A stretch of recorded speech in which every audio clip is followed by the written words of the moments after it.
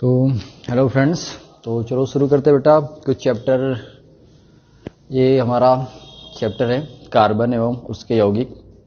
अब इसमें से क्या हुआ था बेटा कि मैंने वीडियो तो शूट किया था बट इसमें से कुछ क्वेश्चन रह गए थे। ठीक है, तो 17 नंबर से मैंने आपको 29 नंबर तक सवाल बता दिए थे। अब आगे के जो भी सवाल हैं हम अभी कर लेते हैं। ठीक है, जैसे कि हमारा फर्स्ट क्वेश्चन है, वायुमंडल में कार्बन निम्नलिखित में से किस रूप में रहता है। ठीक है, तो मैंने आपको बताया था कि जो कार्बन होता है, अगर हम अर्थ पे बात करें तो अर्थ पे कार्बन किस अवस्था में रहता है भाई। अर्थ की भूपर्पटी पे जो आपका कार्बन होता है वो पेट्रोलियम के फॉर्म में रहता है, कोयले के फॉर्म में रहता है। इसके अलावा कुछ और फॉर्म में रहता है, जैसे कि कार्बोनेट के फॉर्म में या बाई कार्बोनेट के फॉर्म में आपको कार्बन मिलता है। लेकिन हमारा सवाल क्या है कि सवाल ये है हमारा कि वायुमंडल में, तो वायुमंडल में आपको पता है कि गैसीय अवस्था में कार्बन जो है वो कितना % है।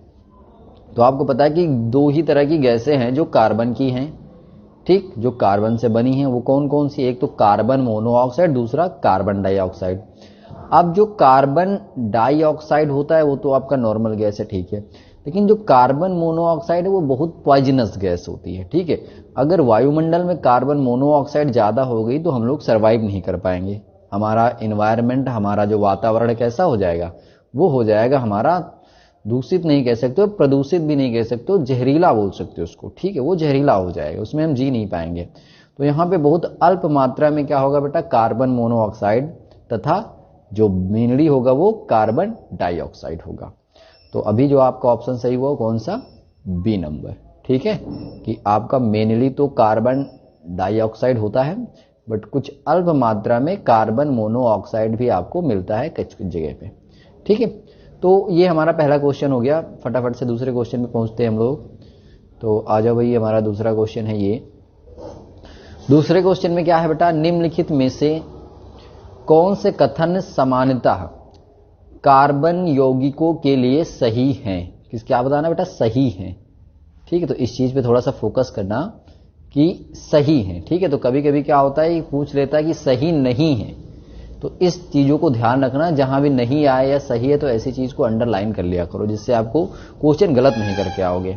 ठीक है, तो चलो देखते हैं। तो पहला है ये, विद्युत के उत्तम चालक होते हैं। तो भाई बिल्कुल गलत बात है, क्योंकि कार्बन जो होता है वो नॉन मेटल होता है और उसके यौगिक विद्युत के अच्छे चालक नहीं होते। बस एक होता है, मैंने एक बताया था, क्या होता है, एक होता है बेटा ग्रेफाइट।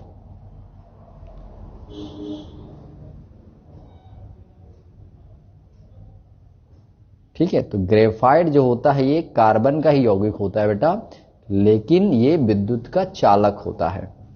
आई बात समझ में। दूसरा ऑप्शन क्या है, ये विद्युत के अल्प चालक होते हैं। तो हाँ ठीक है, थोड़ा बहुत चालकता होती है, तो ये पॉइंट तो हमारा सही है। तीसरा क्या बेटा, इनके अणुओं के मध्य प्रबल आकर्षण बल होता है। तो आपको पता है कि जो कार्बन के यौगिक होते हैं, ठीक है, तो हालांकि कार्बन और कार्बन के बीच में उतना प्रबल आकर्षण बल नहीं होता है, लेकिन जो कार्बन दूसरे एलिमेंट या दूसरे तत्वों के साथ जब बंध बनाता है तो वो बंध जो होता है प्रबल होता है।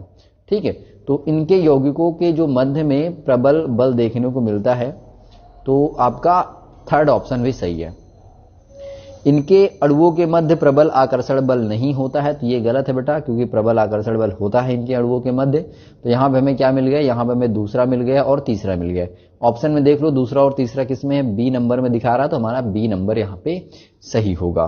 ठीक है भाई, चलो नेक्स्ट देखते हैं। मैं थोड़ा सा बड़ा हो जाऊं, अच्छा थोड़ा सा बड़ा हो जाता हूं, ठीक है, माइंड मत करना, छोटा सा दिख रहा हूं यहाँ पे, तो मैं थोड़ा सा अपने आप को बड़ा कर लेता हूँ। ये लो, और मैं उठ के इधर आ जाता हूँ। कोई दिक्कत नहीं ना, तो मैं यहाँ पे चलो हो जाता हूँ। ठीक है, अभी ठीक है। तो भैया तो बड़ा भी हो गया, तो चलो ठीक है, कोई बात नहीं। सो अब क्या है, अगला क्वेश्चन 3 नंबर, अमोनिया में के अणु में होते हैं। तो अमोनिया के अणु में क्या होते हैं भाई, केवल एकल बंध, केवल द्विबंध, केवल त्रिबंध, द्विबंध तथा एकल बंध। तो आपको पता है भाई अमोनिया क्या होता है, इसको मैं ऊपर करता हूँ थोड़ा सा। तो अमोनिया होता है बेटा ये आपका, ठीक है, थोड़ा सा थर्ड नंबर आ जाओ, आ गया। तो मैं यहाँ से पेन यूज कर लेता हूँ। अमोनिया होता है क्या बेटा, H3 होता है और उसमें 3 जो हाइड्रोजन होते हैं वो इस तरह से सिंगल बॉन्ड के साथ में जुड़े होते हैं। एक हाइड्रोजन यहां पे मैंने ये जोड़ दिया, ठीक है। तो और 2 इलेक्ट्रॉन बचते हैं इसके पास में, ठीक। तो आप देखेंगे क्योंकि हाइड्रोजन और नाइट्रोजन के बीच में सिर्फ क्या है बेटा, एक ही के बंध है, तो इसमें केवल क्या होंगे बेटा, केवल और केवल एकल बंध होंगे। आती है इतनी बात समझ में? हाँ, चलो आगे बढ़े जाएं हम लोग।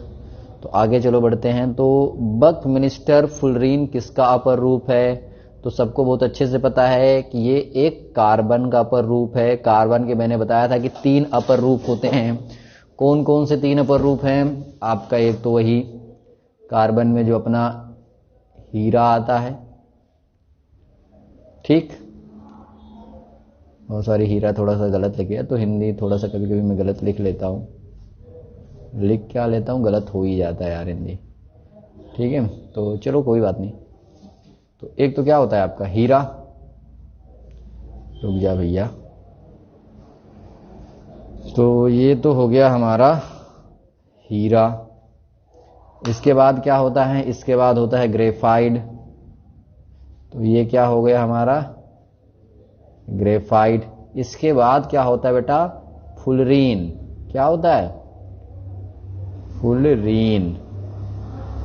तो ये हमारे 3 अपर रूप होते हैं कार्बन के, जो कि मैंने आपको बता दिए हैं। तो बकमिंस्टर फुलरीन भी क्या है बेटा? बकमिंस्टर फुलरीन भी एक कार्बन का ही अपर रूप है। तो यहां पे ये सही हो गया। फिर उसके बाद हम लोग आ जाते हैं अपने 5 नंबर में। तो निम्नलिखित में से ब्यूटेन का सही संरचनात्मक समावयी कौन है? ठीक है, तो हमें बताना सही संरचनात्मक समावयी। तो मैंने बताया था कि आपको भाई समावयी क्या होते हैं। तो समावयी क्या होते हैं बेटा? समावयी वो होते हैं बेसिकली जिनका अणुसूत्र क्या होता है? समान होता है, लेकिन उनमें भिन्न क्या होता है? उनमें भिन्न होती है उनकी संरचना, ठीक। तो यहां पे देखो संरचना किसकी भिन्न है। अणुसूत्र अगर यहां पे निकालेंगे तो सब एक का देख लो बेटा, इसमें देख लो ब्यूटेन की बात हो रही है। तो ब्यूटेन में कितने कार्बन होंगे? 4 कार्बन के लिए ब्यूट लिखते हैं, और क्योंकि ये एल्केन है तो सभी सिंगल बॉन्ड के लिए क्या लिख देंगे? एन लिख देंगे। तो ब्यूटेन लिख गया। अच्छा, उसके बाद यहाँ पे कितने हाइड्रोजन होंगे बेटा? तो यहाँ पे 10 हाइड्रोजन होंगे। तो मैं सिंपल अगर फॉर्मूला बनाऊं तो क्या बनेगा? C4H10। तो ब्यूटेन को मैंने कई बार आपको बताया है। अच्छा, ब्यूटेन तो हो गया आपका। अब इसके बाद ये हो गया। तो अब देखो C4H10 किस में मिल रहा है, जरा सेकंड वाले में देखो। तो 1 2 3 और एक ये रहा 4। तो C4 तो हो गया। हाइड्रोजन गिन लो, 1 2 3, ये रहा 4 5 6 7 और 8। लेकिन यहाँ पे हाइड्रोजन कितने बेटा? सिर्फ 8। तो यानी कि ये क्या बना? C4H10, sorry H8। तो C4H8 जो होता है वो क्या है बेटा? वो तो हमारा नहीं है, तो ये तो नहीं होगा, ठीक है। इसमें आ जाओ, इसमें गिनो 1 2 3 और ये रहा 4, ठीक है भाई। तो 1 2 3 और ये वाला 4, 4 कार्बन हो गए। हाइड्रोजन गिन लो बेटा, 1 2 3 4 5 6 7 8 9 और ये 10। ये तो बनना है। एक तो ये हो गया आपका और एक ये हो गया, 2 मिल गए। आगे देखो, आगे इसमें देखो 1 2 3 4, कार्बन तो 4 हैं। दूसरा 1 2 3 4 5 6 7 8, हाइड्रोजन कितने यहाँ पे? 8। तो ये भी नहीं होगा, तो ये दोनों नहीं है, ठीक है। कौन कौन से? ये और ये, यानी कि फर्स्ट और सेकंड। फर्स्ट और सेकंड किस में देखने को मिल रहा है? फर्स्ट और सेकंड आपको सी में देखने को मिल रहा है। तो यहाँ पे सी वाला ऑप्शन आपका क्या होगा? सही होगा, ठीक है। चलो क्वेश्चन नंबर 6। तो ये है आपका एथेनॉल, ठीक है भाई। तो ये दिस इज योर एथेनॉल। और एथेनॉल में क्या है बेटा? क्षारीय केमेनोफोर प्लस ऊष्मा, इससे क्या बन जा रहा है? एसिड बन जा रहा है, एसिटिक एसिड है, ठीक है। अब उपरोक्त अभिक्रिया में केमेनोफोर किस रूप में काम करता है? तो अब देखो बेटा, केमेनोफोर ने क्या किया? इस सिस्टम में ऑक्सीजन को जोड़ा है और इस सिस्टम से हाइड्रोजन को हटाया भी है, ठीक है। तो ये कैसा काम करा? इसने ऑक्सीकारक का काम करा। ऑक्सीजन को जोड़ने वाला क्या होता है? ऑक्सीकारक होता है, ठीक है। तो ये किसकी तरह से काम कर रहा है? ऑक्सीकारक की तरह से। 7 नंबर, पैलेडियम अथवा निकिल के उपस्थिति में तेल हाइड्रोजन से अभिकृत कराने पर वसा देते हैं।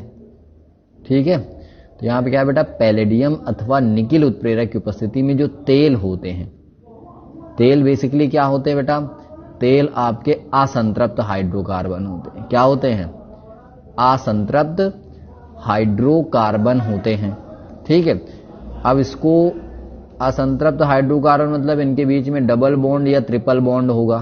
ठीक है, अगर इनकी रिएक्शन हम निकिल की उपस्थिति में या किसी भी उत्प्रेरक की उपस्थिति में हाइड्रोजन से करवाते हैं तो ये हमें क्या देते हैं, ये हमें देते हैं वसा। वसा किसको बोलते हैं, संतृप्त हाइड्रोकार्बन को। तो यहाँ पे क्या बन जाएगा बेटा, अगर यहाँ पे CH3 बन गया, अगर ये आपके पास इथीन हुआ तो। ठीक, तो अब ये अभिक्रिया कौन सी अभिक्रिया हुई, ये अभिक्रिया हुई संकलन अभिक्रिया। इसको आप योगात्मक अभिक्रिया भी बोल सकते हो। बेसिकली क्या हो रहा है, हाइड्रोजन जुड़ रहा है। ठीक है, संयोजन अभिक्रिया, योगात्मक नहीं बोलोगे, संयोजन बोलोगे। ठीक है, तो यहाँ पे कौन सी अभिक्रिया, ये संकलन है, ऑप्शन ए है। अच्छा भाई, तो ये तो हो गया, चलो इसको हटाओ। अब अगले क्वेश्चन पे आ जाओ। क्वेश्चन नंबर 8 में देखते हैं। तो निम्नलिखित में से OH, जो हमारा OH है वो एक क्रियात्मक समूह है। तो OH किसका क्रियात्मक समूह होता है, अल्कोहल का। ठीक है, और इसके लिए क्या लगाते, ऑल। तो ऑल किस में लगा बेटा, बी ऑप्शन में। देखो ये ब्यूटेनॉल लिखा हुआ है। ठीक है, तो यहां पे ये हो जाएगा। 9 नंबर में, साबुन के अणु में होता है। तो साबुन के अणु में क्या होता है बेटा, एक तो जल रागी क्या होता है, शीर्ष होता है। भाई साबुन के अणु क्या होते हैं, देखो मैं आपको बता देता हूं। साबुन के अणु में होता है कि एक हाइड्रोकार्बन की इस तरह से लंबी चेन होती है। इसमें यहाँ पे एक कार्बन होता है, उसके साथ डबल बॉन्ड के साथ एक ऑक्सीजन, फिर एक सिंगल बॉन्ड के साथ ऑक्सीजन, और उसके साथ सोडियम या फिर पोटेशियम जुड़ा होता है। इस तरह से इसके ऊपर पॉजिटिव चार्ज, इसके ऊपर नेगेटिव चार्ज। तो ये वाला जो पोर्शन होता है जो आप देख रहे हो, ठीक है, जिस पोर्शन में सोडियम है, ये पोर्शन तो होता है जल रागी। और बाकी का ये जो पोर्शन होता है ये कैसा होता है बेटा, जल विरागी होता है। ठीक है, यानी कि ये पानी में नहीं घुलता, जल विरागी पानी में नहीं घुलेगा, ये वाला पानी में घुल जाएगा। तो यहां पे क्या होगा, जल रागी शीर्ष होता है तथा जल विरागी पूंछ होता है। तो ऑप्शन ए आपका सही हो जाएगा। फिर 10 नंबर देखो, नाइट्रोजन के इलेक्ट्रॉन बिंदु। तो नाइट्रोजन का इलेक्ट्रॉन बिंदु संरचना बनानी। तो भैया आपको पता है कि नाइट्रोजन के इलेक्ट्रॉन बिंदु संरचना आप कैसे बना सकते हो। भाई नाइट्रोजन पे कितने इलेक्ट्रॉन होते हैं, नाइट्रोजन पे होते हैं 5 इलेक्ट्रॉन। तो ये रहे 5 इलेक्ट्रॉन। अब नाइट्रोजन को चाहिए 8। तो 8 बनाने के लिए क्या करेगा बेटा, ये अपना 3 इलेक्ट्रॉन की साझेदारी करेगा, तभी तो इसके 8 इलेक्ट्रॉन होंगे। ठीक, तो ये इस तरह से जाएगा, ये इसके 3 इलेक्ट्रॉन ले लेगा, सेम काम वो भी करेगा, इससे 3 इलेक्ट्रॉन ले लेगा, दोनों का ऑक्टेट कंप्लीट हो जाएगा। तो यहाँ पे देखो, यहाँ पे आपको ऑप्शन डी में ऐसा सेटअप देखने को मिल रहा है। बस गोला नहीं बनाया है, तो गोला बनाने की जरूरत भी नहीं है। ऐसे समझ में आ रहा है कि ये 3 इलेक्ट्रॉन आपस में साझा कर रहे हैं। चलो 10 नंबर देख लो, इथाइन का संरचना सूत्र। इथाइन क्या होता है बेटा, इथाइन आपका होता है कार्बन। अब क्योंकि आइन लगा है तो मतलब कार्बन और कार्बन के बीच में डबल बॉन्ड होगा, और ईथ लगा है तो मतलब कि 2 कार्बन होंगे। तो 2 कार्बन और 2 कार्बन के बीच में आपको डबल बॉन्ड लगा देना है। कार्बन की वैलेंसी फिल करने के लिए आप इसमें एक हाइड्रोजन दे देंगे, कार्बन की 4 वैलेंसी पूरी हो जाएगी। तो ऐसा कहां पे देखने को मिल रहा है, ऐसा आपको ऑप्शन ए में देखने को मिल रहा है। ठीक, चलो भाई 12 नंबर सवाल। 12 नंबर सवाल को देख लो जल्दी से एक बार। लिखा है, निम्नलिखित में असंतृप्त यौगिकों को पहचानिए। ठीक है भैया, असंतृप्त यौगिक चलो हम लोग पहचानते हैं। तो असंतृप्त यौगिक कौन कौन से होंगे इसमें, तो प्रोपेन है, ये तो एल्केन है, एल्केन असंतृप्त होते हैं। प्रोपीन होता है और प्रोपाइन होगा। ये 2 आपके क्या है, असंतृप्त हाइड्रोकार्बन है। असंतृप्त हाइड्रोकार्बन क्या होते हैं, मतलब जिनमें डबल बॉन्ड या ट्रिपल बॉन्ड हो। तो यहाँ पे दूसरा हो गया और तीसरा हो गया। तो यहाँ पे कौन सा ऑप्शन मिलेगा, दूसरा और तीसरा किसमें, डी नंबर में है। ये डी नंबर आपका सही हो गया। तो 12 नंबर तक मैंने बता ही दिए थे, 13 से आप अगले वीडियो में देख लेना। ठीक है, चलो फिर मिलते हैं अपना। तो मैं छोटा हो जाऊं या बड़ा हो जाऊं, चलो अब जो कहो। ठीक है, फिलहाल ये तो हो गया हमारा काम खत्म, इसको बंद करो। हाँ बेटा, अभी इसमें कुछ नहीं समझ में आता तो आप एक बार पूछ लो, सीट वीट लेके बैठो सॉल्व करने के लिए। ठीक है, और भी चीज़ें अगर कोई दिक्कत करती हैं कुछ तो पूछ लेना। ठीक है, क्लास से पूछ लेना। ओके, और हाँ, इसको लाइक वाइक कर दो, शेयर कर दो। शेयर क्या करोगे, किसी के मतलब का ज़्यादा है नहीं, आपके ही मतलब का है। ठीक है, तो लाइक कर लो, चैनल को सब्सक्राइब कर लो, क्योंकि ज़्यादा टाइम तो हमारे पास बचा नहीं है, तो जितना हो सकता है हम डिजिटली यूज कर लें, है जी। चलो मिलते हैं नेक्स्ट वीडियो में, बाय बाय।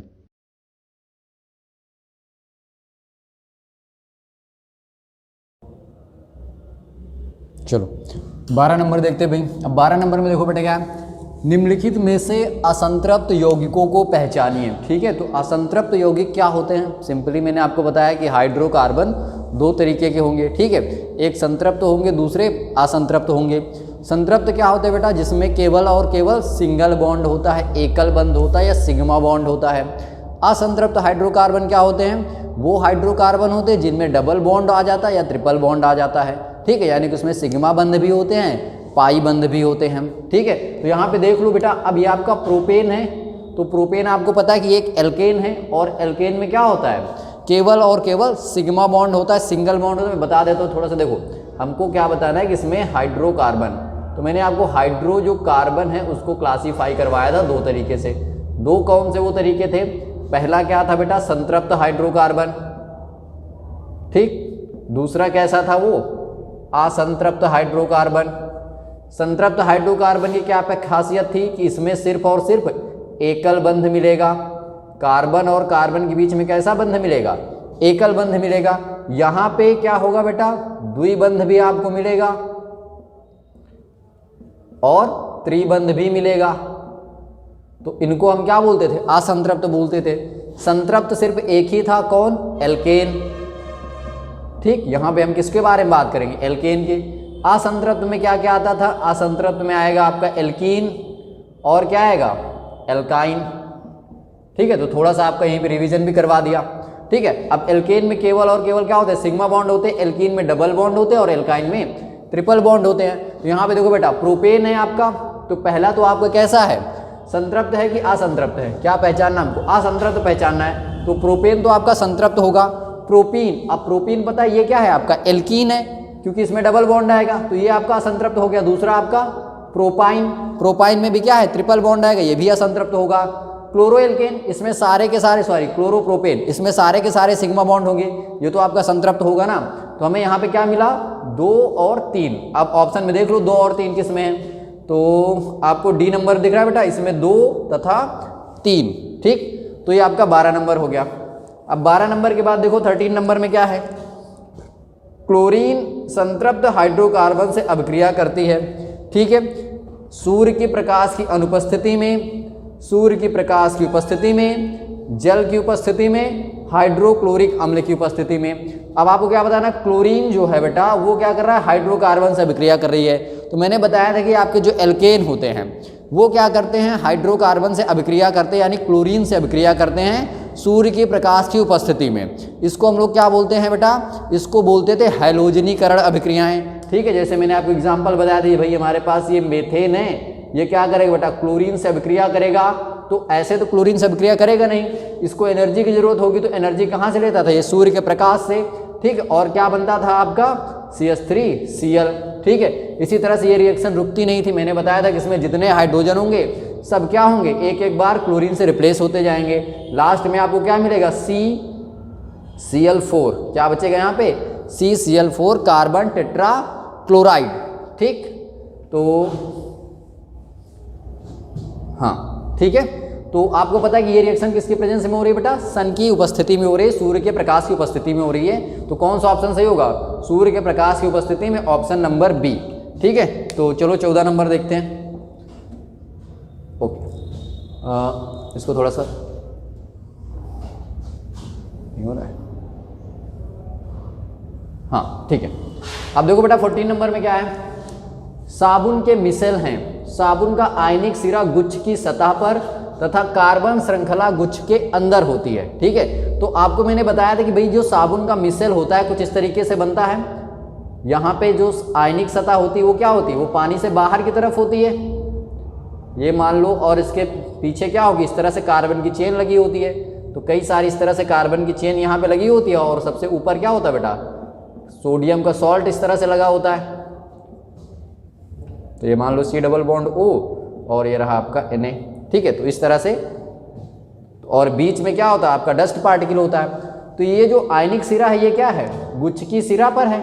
आयनिक सिरा क्या है, गुच्छ की सतह पर है, ये बाहर की तरफ होता है। जो कार्बन श्रृंखला होता है वो गुच्छ के अंदर होता है, क्योंकि ये क्या होता है बेटा, हाइड्रोफोबिक होता है, यानी कि पानी से ये विरोध करता है। तो पानी की तरफ ये नहीं होता, ये पानी से बाहर की तरफ होता है, अंदर की तरफ होता है। तो यहाँ पे कौन सा सही होगा, पहला ही ऑप्शन सही है आपका।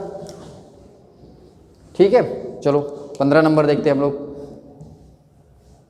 अब 15 नंबर देखो बेटा, पेंटेन का अणुसूत्र C5H12 है, इसमें होते हैं, अब आपको बताना है कि इसमें क्या होते हैं, 5 सहसंयोजक बंध, 12 सहसंयोजक बंध, 16 और 17। ठीक है, सबसे पहले पेंटेन बना लो भाई। ये रहा पेंटेन है तो कितने कार्बन होंगे, 5, 3, 4 और एक ये रहा 5 कार्बन पेंटेन बना लिया। फिर हमें हाइड्रोजन फिल करने हैं 12, तो हाइड्रोजन तो अपने आप ही फिल हो जाएंगे। ये रहे 3 हाइड्रोजन इसको मिलेंगे, 2 हाइड्रोजन इसको हमने दिए, 2 हाइड्रोजन इसको हमने दिए, 2 हाइड्रोजन इसको दे दिया गया और फाइनली 3 हाइड्रोजन इसको मिलेंगे। ऐसा क्यों कर रहे हैं, क्योंकि कार्बन की वैलेंसी को फिल करना है। कार्बन कितने बॉन्ड बना सकता है, कार्बन 4 बॉन्ड बना सकता है। आप यहाँ पे हर एक कार्बन देखो 4-4 बॉन्ड बना रखा है। ठीक है, तो इसमें देखो बेटा कोवैलेंट बॉन्ड काउंट करने हैं। आपको पता है कि कोवैलेंट बॉन्ड 2 इलेक्ट्रॉनों की साझेदारी से बनता है। तो पहला एक कोवैलेंट बॉन्ड, दूसरा, तीसरा, चौथा, 5वां, 6वां, 7वां, ये रहा 8, ये 9, ये 10, ये रहा 11, 12, 13, 14, 15 और 16। कितने कोवैलेंट बॉन्ड मिलेंगे यहाँ पे बेटा, 16 सहसंयोजक बंध यहाँ पे आपको मिलेंगे। ठीक है, और आपके सामने जितने भी ये सिग्मा बंध हैं, ये सिंगल बॉन्ड है, सभी क्या हैं, कोवैलेंट बॉन्ड हैं। ठीक है, अब उसके बाद 16 नंबर बेंजीन की संरचना। तो ये तो बेटा मैंने कई बार बताई कि बेंजीन की संरचना कैसे होती है। भाई देखो, बेंजीन इस तरह से बनता है। ठीक है, सबने देखा भी होगा क्लास 9th में, 1 में कुछ इस तरीके की बेंजीन की संरचना बनाई पड़ती है। ठीक है, तो बस आपको पता है कि मैंने जहाँ जहाँ से एंडिंग हो, जहाँ जहाँ से टर्निंग हो, जहाँ से शुरुआत हो, वहाँ पे क्या होते हैं, कार्बन होते हैं। फिर उनको बैलेंसी को फिल करने के लिए उनके साथ हाइड्रोजन होते हैं। देखो इस कार्बन को देखो जरा, तो एक बॉन्ड ये पूरा है और 2 बॉन्ड ये इसके हैं। तो कितने बॉन्ड इसके, 3 बॉन्ड हैं। बस इसको कितने हाइड्रोजन की जरूरत है, 1 हाइड्रोजन की। उसी तरह से इसको भी देख लो, इसको भी कितना हाइड्रोजन चाहिए, 1। इसको भी कितना चाहिए, 1 हाइड्रोजन। इसको भी कितना हाइड्रोजन चाहिए, 1। और इसी तरह से इसको भी 1 हाइड्रोजन चाहिए। यहाँ भी जो कार्बन होगा उसको भी 1 हाइड्रोजन चाहिए। तो इस तरह की संरचना आपको कहाँ देखने को मिल रही है, ये C नंबर पे आपको दिख रहा है। ठीक है, तो ये क्या हो जाएगी, आपकी बेंजीन की संरचना हो जाएगी। ठीक, चलो 17 नंबर को देखते हैं हम लोग।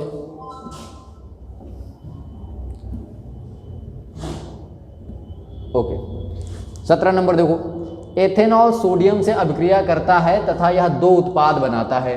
ठीक है, तो एथेनॉल है भाई, ये आपके सामने। एथेनॉल क्या होता है बेटा, CH3, CH2 और OH। ठीक, किससे अभिक्रिया करवानी है हमको, सोडियम से। तो ये रहा हमारे पास प्लस सोडियम। अब आपको पता है कि सोडियम क्या करेगा बेटा, यहाँ से एक हाइड्रोजन को हटाएगा और खुद जाके उससे जुड़ जाएगा। तो यहाँ पे क्या बना लेगा, CH3, CH2O और इसके साथ में Na। साथ में यहाँ से क्या निकलता था, H2 गैस निकलती थी। ठीक है, इस पे पॉजिटिव रहेगा, इसके ऊपर नेगेटिव रहेगा। तो इसका नाम क्या हो जाएगा बेटा, देखो सोडियम 1-2 कार्बन के लिए एथ लिखेंगे और ऑक्सीजन लगा तो इसके लिए क्या लिखते हैं, ऑक्साइड। तो इसका नाम क्या बन जाएगा, सोडियम एथॉक्साइड। ठीक, तो यहाँ पे देखो क्या बन रहा है, सोडियम एथॉक्साइड तथा हाइड्रोजन गैस। तो यही ऑप्शन सही होगा, सोडियम ऑक्साइड तथा ऑक्सीजन। ऑक्सीजन तो यहाँ पे निकलनी नहीं है, तो ऑप्शन क्या सही होगा आपका, C वाला। ठीक, 18 नंबर देखो, ब्यूटेनोइक अम्ल का सही संरचना सूत्र है। तो ब्यूटेनोइक अम्ल देख लो भैया, तो पहले ब्यूटेन है तो 4 कार्बन बनेंगे यहाँ पे, ये लो 4 कार्बन बन गए। अब ओइक लगा है तो मतलब उसमें कहीं ना कहीं ये ग्रुप जरूर लगा होगा। ठीक है, ये ब्यूटेनोइक अम्ल बन गया। अब उसके बाद आपको इसमें हाइड्रोजन की वैलेंसी को फिल करना है, तो यहाँ पे फिल कर दो बेटा। ये रहा 1 हाइड्रोजन, ये इसको 1 हाइड्रोजन दे दिया, इसको 1 हाइड्रोजन, इसको 1 हाइड्रोजन, और यहाँ पे किसके मिलेंगे, 3 मिलेंगे। ये सब तो आपको आ रहा है। ठीक है, तो ऐसी संरचना देख लो किसके पास है। तो भाई देखो इसमें तो नहीं है क्योंकि इसमें डबल बॉन्ड आ गया है। यहाँ पे देख लो बेटा, तो 1 2 3 4 कार्बन भी हैं, डबल बॉन्ड के साथ ऑक्सीजन भी है, ये OH भी है। तो यही आपका सही है। ठीक है, अच्छा देखो ये ऑप्शन कितना, 1 2 3 4 तो यहाँ पे हैं, सॉरी ये गलत होगा आपका। यहाँ पे इस कार्बन को देखो जरा, यहाँ पे कितने कार्बन के बॉन्ड बन रहे हैं, 5। 2 इस ऑक्सीजन से, 1 ये रहा, चौथा ये रहा और 5वां ये रहा। तो ये गलत है। इन्हीं छोटी छोटी चीज़ों का क्या करना होता है, ध्यान देना होता है। यहाँ पे कौन सा सही होगा बेटा, ऑप्शन नंबर D, 1 2 3 4 कार्बन के लिए ब्यूट, और सिंगल बॉन्ड के लिए एन और COOH लगा है तो इसके लिए क्या लिखेंगे, ओइक एसिड। तो ये रहा ब्यूटेनोइक एसिड का सही सूत्र। अब ये क्या है बेटा, ब्यूटेनॉल है, ये एल्कोहल बना हुआ है, ठीक है। चलो 19 नंबर आ जाओ, ठीक है। 19 नंबर को देखते हैं। तो सिरका एक विलयन है, तो मैंने बताया था सिरका क्या होता है बेटा, 5 से 7 या 8% एसिटिक एसिड का विलयन होता है, ठीक है। तो ये एल्कोहल में क्या होता, सॉरी हाँ एल्कोहल नहीं, जल में क्या होता है बेटा, 5 से 8% एसिटिक अम्ल, ठीक है। तो उसको हम लोग क्या बोलते हैं, सिरका बोलते हैं। यानी कि जो आपका सिरका होता है बेसिकली उसमें क्या होता है, उसमें अगर हम 100 ml सिरका की बात करें तो उसमें 5 से 8 ml क्या होगा बेटा, एसिटिक एसिड होगा, बाकी क्या होगा, पानी होगा, ठीक है। तो चलो 20 नंबर को देख लेते हैं जल्दी से।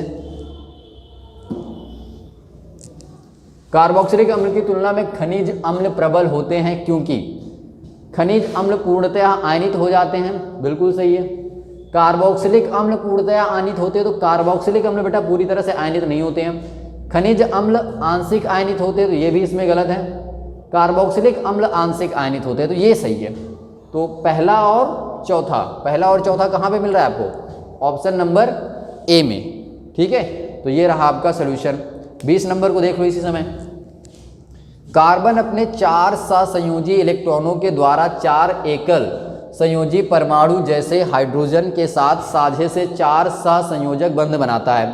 4 बंधों के निर्माण के उपरांत कार्बन किसका इलेक्ट्रॉनिक विन्यास प्राप्त करता है, ठीक है। तो 4 बंध बना लेने के बाद देखो बेटा कार्बन के पास टोटल कितने इलेक्ट्रॉन हो जाएंगे, कार्बन के पास टोटल 6 होते हैं। 4 इसने और बॉन्ड बना लिए तो टोटल 10 इलेक्ट्रॉन हो गए। 10 इलेक्ट्रॉन किस में होते हैं बेटा, पीरियोडिक टेबल में आप देखेंगे तो नियॉन में। किसमें 10 इलेक्ट्रॉन होते हैं, नियॉन में। तो 4 बॉन्ड बनाने के बाद वो कैसा बिहेव करेगा, नियॉन के जैसा बिहेव करेगा। हीलियम होगा वो 2। हाइड्रोजन क्या करता है बेटा, हाइड्रोजन जब डुप्लेट अपना कंप्लीट कर लेता है, 2 बॉन्ड बना लेता है, तो वो कैसे बिहेव करता है, हीलियम के जैसा। और इससे कार्बन अगर 4 बॉन्ड बना लेगा तो कैसा बिहेव करेगा, नियॉन के जैसा, ठीक है। क्योंकि इसके पास 10 इलेक्ट्रॉन हो जाएंगे और 10 इलेक्ट्रॉन किसके पास होते हैं, नियॉन के पास होते हैं। ओके, अब देखो जल के अणु की सही इलेक्ट्रॉनिक बिंदु संरचना। तो आपको पता है कि जल क्या होता है बेटा, H2O। इसका अगर हम सही से बिंदु संरचना बनानी तो ये रहा ऑक्सीजन, और इसके हम 2 हाइड्रोजन ऐसे दिखाएंगे। ऑक्सीजन के पास कितने इलेक्ट्रॉन होते हैं, 6 इलेक्ट्रॉन होते हैं, तो ये हमने 6 इलेक्ट्रॉन बना दिए। हाइड्रोजन के पास 1-1 इलेक्ट्रॉन होता है, तो ये रहा हाइड्रोजन के 1-1 इलेक्ट्रॉन। ये क्या करे बेटा, इससे ऐसे बॉन्डिंग कर लेगा, ये ऐसे बॉन्डिंग कर लेगा, और ये क्या करेगा, इन दोनों के इलेक्ट्रॉन से ऐसे बॉन्ड कर लेगा। तो यहाँ पे देख लो, देखो भाई यहाँ पे तो सिर्फ ऑक्सीजन के ही इलेक्ट्रॉन दिखाए गए हैं, ये तो है नहीं। यहाँ पे ऑक्सीजन के इलेक्ट्रॉन कितने दिखा दिए गए, 7, ये भी नहीं होगा। यहाँ पे देखो बेटा ऑक्सीजन के इलेक्ट्रॉन 6 दिखाया गया, साथ में 1-1 हाइड्रोजन के दिखाया गया, तो ऑप्शन सी सही होगा। ऑप्शन डी भी गलत है क्योंकि इसमें ऑक्सीजन कितने इलेक्ट्रॉन दिखाए गए, 4। तो ये आपकी संरचना हो गई। 23 नंबर को देखो जरा। तो निम्नलिखित में कौन सा सीधी श्रृंखला हाइड्रोकार्बन नहीं है। तो सीधी श्रृंखला हाइड्रोकार्बन नहीं बेटा, मतलब जिसमें कोई साइड चेन हो।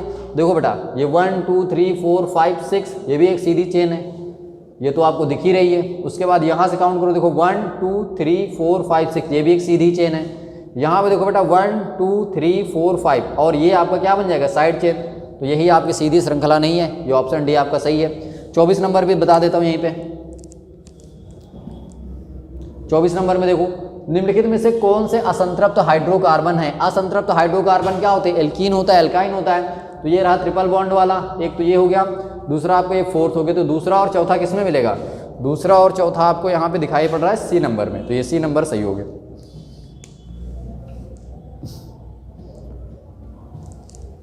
पच्चीस नंबर देखो निम्नलिखित में से कौन एक ही सजातीय श्रेणी समजातीय श्रेणी से संबंधित है। तो मैंने आपको बताया था कि समजातीय श्रेणी संबंधित नहीं है, ठीक है, इसको ध्यान देना, नहीं पूछ रहा है, ठीक है। तो समजातीय श्रेणी क्या होते हैं बेटा, एक ही ग्रुप के कंपाउंड होते हैं जिनमें कोई फंक्शनल ग्रुप सेम होता है लेकिन उनमें कोई कार्बन या हाइड्रोजन की संख्या क्या होती है, बदलती रहती है, ठीक है। तो जैसे मैंने बताया था कि आपके पास ये CH4 है और ये C2H6 है, इन दोनों में बेसिकली कितना अंतर है, इन दोनों में अंतर है सिर्फ CH2 का। अब देखो CH4 में अगर CH2 जोड़ दोगे तो वो क्या बन जाएगा, C2H6 के जैसा हो जाएगा, ठीक है। इसी तरह से आगे आ जाओ, इन दोनों में कितने का अंतर है, इन दोनों में भी CH2 का अंतर है। CH2 C2H6 में आप CH2 ऐड कर दो तो ये क्या बन जाएगा, C3 बन जाएगा, और H जो 6 है वो कितना बन जाएगा, 8 बन जाएगा। तो ये इसका सजातीय श्रेणी है, ये इसका सजातीय श्रेणी है। अब लेकिन इसमें देखो C4H8 में, तो क्या इसमें अगर आप CH2 ऐड करते हो तो C4 तो बन जाएगा ये, लेकिन H8 कितना हो जाएगा, ये बेटा H10 हो जाएगा। तो आपका जो D नंबर है वो बेसिकली क्या है, वो समजातीय श्रेणी का यौगिक नहीं है। ठीक, तो ये रहा आपका 26 नंबर, यौगिक CH3 CH2 CHO का नाम क्या है। तो 1 2 3 कार्बन है, 3 कार्बन के लिए क्या लिखेंगे, प्रॉप लिखेंगे। फिर सिंगल बॉन्ड के लिए N ऐड करते हैं। CHO ग्रुप के लिए मैंने बताया था क्या लगाते हैं बेटा, अल लगाते हैं, तो इसका नाम क्या बन जाएगा, प्रोपेनल। पहला ही ऑप्शन आपको दिख रहा है। 27 नंबर को देख लो, CH3 CH2O CH2 CH2Cl में उपस्थित विषम परमाणु हैं। विषम परमाणु क्या होते हैं बेटा, कार्बन और हाइड्रोजन को छोड़ दो, बाकी जो भी परमाणु किसी कंपाउंड में दिखाई पड़ता है वो सब विषम परमाणु होते हैं। तो इसमें कार्बन हाइड्रोजन को छोड़ दो तो एक ऑक्सीजन मिल गया, और अगला क्या है, क्लोरीन है। तो इसमें देख लो, पहला तो ऑक्सीजन ही है और फिर उसके बाद क्लोरीन है। तो पहला और चौथा किसमें, डी नंबर में। तो ये आपका सही हो गया। 28 नंबर को चलो देखते हैं। तो 28 नंबर में देखो क्या है, निम्नलिखित में से कौन सी समीकरण साबुनीकरण अभिक्रिया प्रदर्शित करती है। कौन सी जो ऐसी रिएक्शन है जो साबुनीकरण को दिखाती है, सपोनिफिकेशन। तो मैंने बताया था कि जब भी कोई एसिटिक एसिड हो या कोई भी एसिड हो, उसकी रिएक्शन आप किससे करवाते हैं, उसकी रिएक्शन जब आप किसी सोडियम हाइड्रोक्साइड से करवाते हैं, किसी बेस से करवाते हैं, तो ऐसे प्रोसेस क्या बोलते हैं, सपोनिफिकेशन बोलते हैं या साबुनीकरण बोलते हैं। तो यहाँ पे देख लो बेटा, यही है आपका, ठीक है, एसिटिक एसिड, सोडियम एस्थेनोएट और उसके बाद सोडियम हाइड्रोक्साइड। तो ये आपका क्या बन जाता है, ये आप एक का साबुन का एक अणु बन जाता है। साबुन के अणु क्या होते हैं, ये सोडियम के क्या होते हैं, कार्बोक्सिलिक एसिड के सॉल्ट होते हैं। ठीक, और उसके बाद ये रहा आपका alcohol as a side product इसमें निकल जाता है। 29 नंबर को देख लेते हैं जल्दी से। तो ये रिएक्शन ध्यान रखना इंपॉर्टेंट है, पूछ लेते हैं। 29 नंबर देखो, एल्काइन समजातीय श्रेणी का प्रथम सदस्य है। तो एल्काइन क्या होता है बेटा, उसका सबसे पहला सदस्य क्या होगा बेटा, एल्काइन है। तो एल्काइन में आपको पता है कम से कम 2 कार्बन तो होने ही चाहिए। तो एल्काइन में और 3 बॉन्ड भी होंगे। तो CH यानी कि इसका नाम क्या हो गया, 2 कार्बन के लिए एथ और 3 बॉन्ड के लिए आइन जोड़ते हैं तो इसका क्या हो जाएगा बेटा, एथाइन। ठीक है, तो 29 नंबर तक मैंने सवाल डिस्कस कर दिए हैं, इनको आप लगाइए और फिर बाकी मिलते हैं दूसरे क्वेश्चन में। हेलो फ्रेंड्स, कैसे बेटा आप लोग। चलो, तो जैसा मैंने आपको कहा था कि इस टेस्ट के सारे क्वेश्चन का सलूशन मैं आपको करवा दूंगा यूट्यूब पर, ठीक है बेटा, क्योंकि ये मेरी मजबूरी है। क्लासरूम में अभी इतना टाइम नहीं बचा है कि मैं आपको थ्योरी भी पढ़ा दूँ, फिर उसके बाद टेस्ट भी करवा लें और देन उसके बाद एक एक क्वेश्चन का सलूशन भी करवा दें। ठीक है, तो थोड़ा सा टेक्नोलॉजी का फ़ायदा लीजिए, तो ढंग से अपना क्वेश्चन पेपर निकाल लीजिए और एक एक सवाल के सही से आंसर आप करते जाइएगा। ठीक है, ऑलमोस्ट आपने पूरे सवाल अटेम्प्ट किए हैं, नहीं किए हैं, पेपर में आपका क्या स्कोर था उससे कोई मतलब नहीं, लेकिन फिर भी एक बार आप अगर सवाल देखेंगे, उनका आंसर देखेंगे, तो कॉन्सेप्ट और थ्योरी दोनों चीज़ें आपकी तैयार होंगी। ठीक है, तो मैंने आपको क्वेश्चन नंबर 1 से 29 नंबर तक करवा दिया था, जो कि हमारे ऑब्जेक्टिव क्वेश्चन थे। ठीक है, मैं फिर से एक बार बता दे रहा हूँ, ये हम चैप्टर पढ़ रहे हैं कार्बन और उसके यौगिक। ठीक है, एनसीईआरटी में आपको चैप्टर नंबर 4 मिल जाएगा। ठीक है, तो इसके जितने भी बहुविकल्पी सवाल थे वो मैंने आपको पिछले 2 वीडियो में बता दिए हैं। आज ये हमारा तीसरा वीडियो है और यहाँ पे हम लोग स्टार्ट करने वाले आज लघु उत्तरीय प्रश्न। ठीक है, तो चलो फटाफट से देखते हैं। तो आपके सामने ये मेरे एकेडमी का स्लाइड लगा हुआ है। चलो देखो बेटा, तो हमारा पहला क्वेश्चन क्या है कि जैसा कि आपको अपनी सीट पे भी मिल जाएगा, क्वेश्चन नंबर 30। तो क्वेश्चन नंबर 30 में क्या करना है हमें, इथाइन का इलेक्ट्रॉन बिंदु सूत्र बनाइए तथा इसका संरचना सूत्र भी बनाइए। 2 काम आपको करने हैं। कौन कौन से 2 काम, तो एक तो इथाइन है, सबसे पहले तो इथाइन का आपको फॉर्मूला पता होना चाहिए। उसके बाद दूसरा काम क्या करना है, इलेक्ट्रॉन बिंदु संरचना बनानी है और इसका फिर संरचना सूत्र भी बताना है। ठीक है, तो देखो बेटा इथाइन होता क्या है। तो सबसे पहले अगर हम इथाइन की बात करें तो इथाइन क्या है, एक एल्काइन श्रेणी का सदस्य है। ठीक है, वो भी प्रथम सदस्य है। 2 कार्बन और ट्रिपल बॉन्ड कार्बन कार्बन के बीच में होंगे तो क्या बनेगा, इथाइन बनेगा कि नहीं बनेगा। ठीक है, तो अगर हम इथाइन का संरचना सूत्र बनाए तो सबसे पहले आप क्या करेंगे, संरचना सूत्र। संरचना सूत्र, तो संरचना सूत्र क्या हो जाएगा, ईथ है तो मतलब क्या है बेटा, 2 कार्बन। ठीक, अब इसमें आइन लगा है तो मतलब कार्बन और कार्बन के बीच में ट्रिपल बॉन्ड होगा। अब आपको पता है कि कार्बन की कितनी वैलेंसी होती है, कितनी संयोजकता होती है, 4 संयोजकता होती है, 3 संयोजकता इससे इसकी फुल हो गई। ठीक है, तो बचा एक, तो एक एक क्या करेंगे, इसको हम हाइड्रोजन दे देंगे। तो हमारा ये हो गया इथाइन का संरचना सूत्र। अब इसका इलेक्ट्रॉन बिंदु संरचना बनाना है तो चलो बना देते भाई। ये रहा हमारे पास कार्बन और ये रहा एक दूसरा कार्बन। इस कार्बन और इस कार्बन के बीच में कितने बॉन्ड बनने हैं, 3।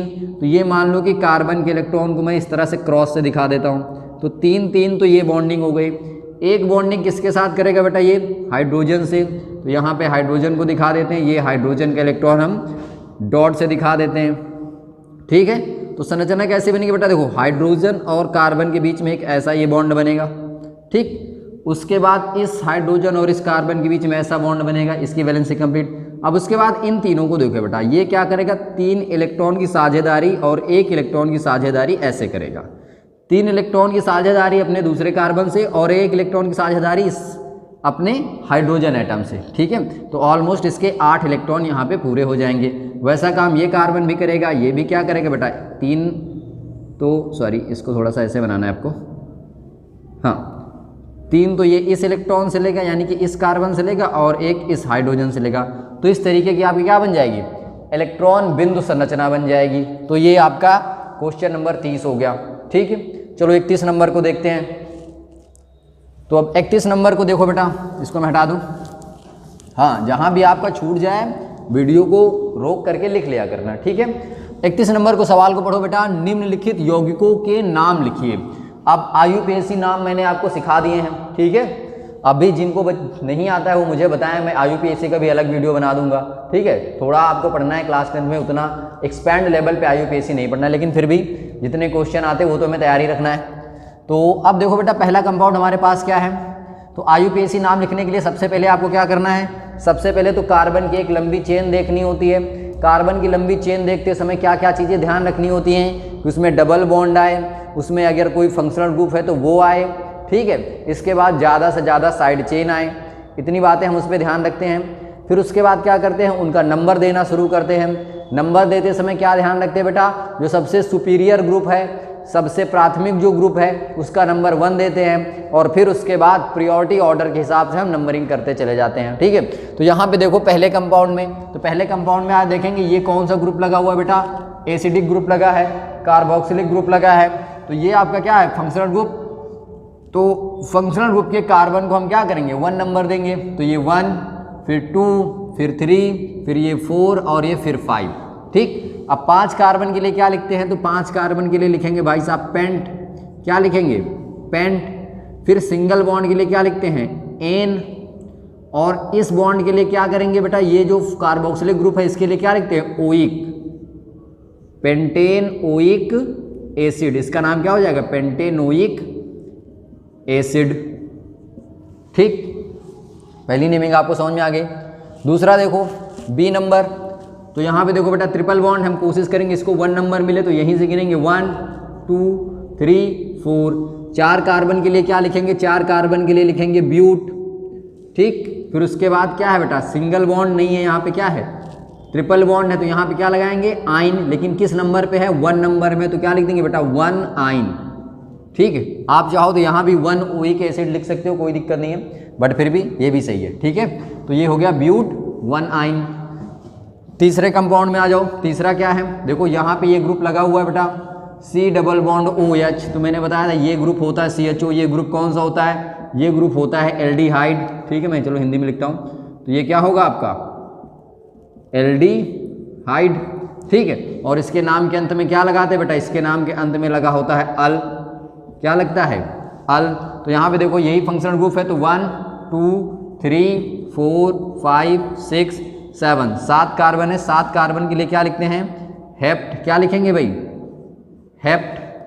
फिर उसके बाद सिंगल बॉन्ड के लिए एन, तो क्या हो जाएगा, हेप्टेन। और फिर क्या है आपका CHO के लिए क्या लिखते हैं, अल, तो क्या बन जाएगा, हेप्टेनल। तो ये इस तरह से इसका नाम हो जाएगा। अंग्रेजी में लिखोगे तो आपको बेहतर समझ में आ जाएगा। ठीक है, जैसे हमने लिखा हेप्ट, फिर लिखेंगे एन, और फिर उसके बाद क्या लिखेंगे, अल, तो ये हेप्टेनल हो गया। ये टी यहाँ पे लगा लेना। फिर उसके बाद लास्ट वाला देखते हैं। तो ये आपके पास OH लगा हुआ है। OH किसका ग्रुप होता है बेटा? ये होता है अल्कोहल का। किसका होता है? अल्कोहल का। इसके नाम के अंत में क्या लगाते हैं? ऑल लगाते हैं ऐसे, ठीक। तो चलो इसकी नेमिंग कैसे करेंगे भाई? तो कार्बन गिनो, 1 2 3 4 5, 5 कार्बन है तो क्या लिखेंगे? पेंट। 5 कार्बन के लिए क्या लिखेंगे? पेंट। फिर सिंगल बॉन्ड के लिए क्या लिखेंगे बेटा? एन। और इस OH के लिए क्या लगाएंगे? ऑल। तो पेंटेन नॉल हो जाएगा इसका नाम, ठीक। इस तरह से पेंट, फिर एन और फिर ऑल, पेंटेनॉल। तो ये IUPAC नेमिंग आपको समझ में आई है। देखो बेटा मैंने इसके पूरे सारे के सारे फंक्शनल ग्रुप की नेमिंग, साइड चेन की नेमिंग, सब कुछ आपको बता दिया है। फिर भी आपको नहीं समझ में आया तो आप मुझे कमेंट में लिखिए, मैं क्या करूँगा किसी दिन टाइम निकाल के IUPAC का भी एक वीडियो बना दूंगा, ठीक है। तो इससे होगा क्या कि आपको जब भी टाइम मिलता है, एग्जाम टाइम में या क्लास के बाद जब भी टाइम मिलता है, घर पे कभी भी टाइम मिलता है, आप तुरंत वीडियो ओपन करिए, पढ़ लीजिए, ठीक है। पढ़ने का इससे अच्छा आसान तरीका तो मुझे नहीं लगता कि और कोई होगा। चलो ये नोट कर लो आप, फिर इसके बाद हम आगे बढ़ते हैं। नोट हो गया? चलो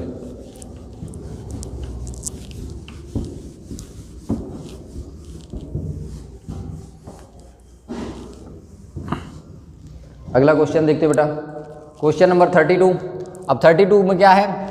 निम्नलिखित यौगिकों में उपस्थित क्रियात्मक समूहों को पहचानिए तथा उनके नाम दीजिए। 2 काम करने हैं। सबसे पहले तो आपको क्रियात्मक समूह को पहचानना है और फिर उसका नाम लिखना है। तो चलो देखते हैं। तो इसमें क्रियात्मक समूह क्या होगा बेटा? ये रहा OH, यही क्या है आपका? क्रियात्मक समूह है। और ये कौन सा क्रियात्मक समूह है? ये है अल्कोहल। कौन सा क्रियात्मक समूह है? अल्कोहल। ये हमने लिख दिया। बी नंबर में आ जाओ। बी नंबर में देखो ये क्या लगा बेटा? COOH। मैंने बताया था कि इसको C double bond O and OH भी लिख सकते हैं। इस चीज़ को छोड़ मत देना कि नहीं सिर्फ इसको कंसीडर कर लो अल्कोहल है। ये अल्कोहल नहीं है, ये क्या है बेटा? कार्बोक्सिलिक ग्रुप है। तो ये यहाँ पे हम क्या लिखेंगे? Carboxylic acid. तो यहाँ पे हम अपन क्या लिख देते हैं? कार्बोक्सिलिक एसिड, ठीक है। आप अम्ल भी लिख सकते हो, कोई दिक्कत नहीं। ये कार्बोक्सिलिक एसिड हो गया। चलो ठीक है। उसके बाद थर्ड में आ जाओ। थर्ड में देखो भाई ये कोई फंक्शनल ग्रुप नहीं, ये यहाँ पे देखो बेटा ये लगा हुआ है। मैंने बताया था ये किसका सिंबल होता है? ये होता है कीटोन का R, C double bond O R। R का मतलब क्या होता है? एल्काइल चेन, ठीक है। तो एक इधर इस तरफ एल्काइल चेन लगी है, एक इस तरफ एल्काइल श्रृंखला लगी हुई है, और बीच में ये कौन सा ग्रुप है? C double bond O। C double bond O को हम लोग क्या बोलते हैं बेटा? कीटोन। तो यहाँ पे ये कौन सा ग्रुप हो गया?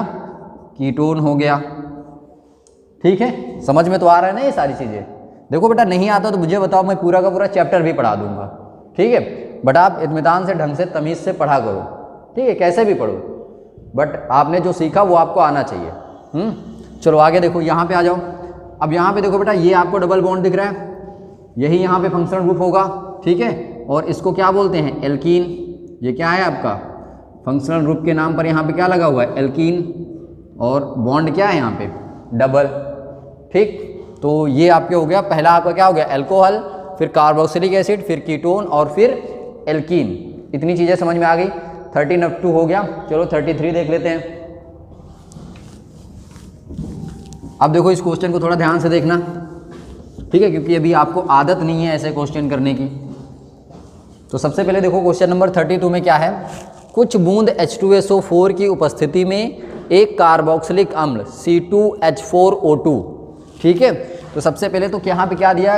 एक कार्बोक्सिलिक अम्ल दिया गया है जिसका फॉर्मूला दिया गया है C2H4O2, और किसकी उपस्थिति में काम कर रहा है ये? कुछ बूंद H2SO4, यानी कि अम्लीय माध्यम में ये काम कर रहा है, ठीक है। कि तथा एक अल्कोहल अभिक्रिया कर यौगिक X बनाते हैं। तो यहाँ पे एक अल्कोहल भी है, ठीक है। तो मान लेते हैं जो भी अल्कोहल है ROH, मैं यहाँ पे लिख देता हूँ। ये दोनों अभिक्रिया करके क्या बनाते हैं? ये अभिक्रिया करके एक यौगिक X बनाते हैं, ठीक। आगे देखो, अल्कोहल क्षारीय KMnO4 के साथ ऑक्सीकरण के बाद अम्लीकरण करने पर वह कार्बोक्सिलिक अम्ल देता है।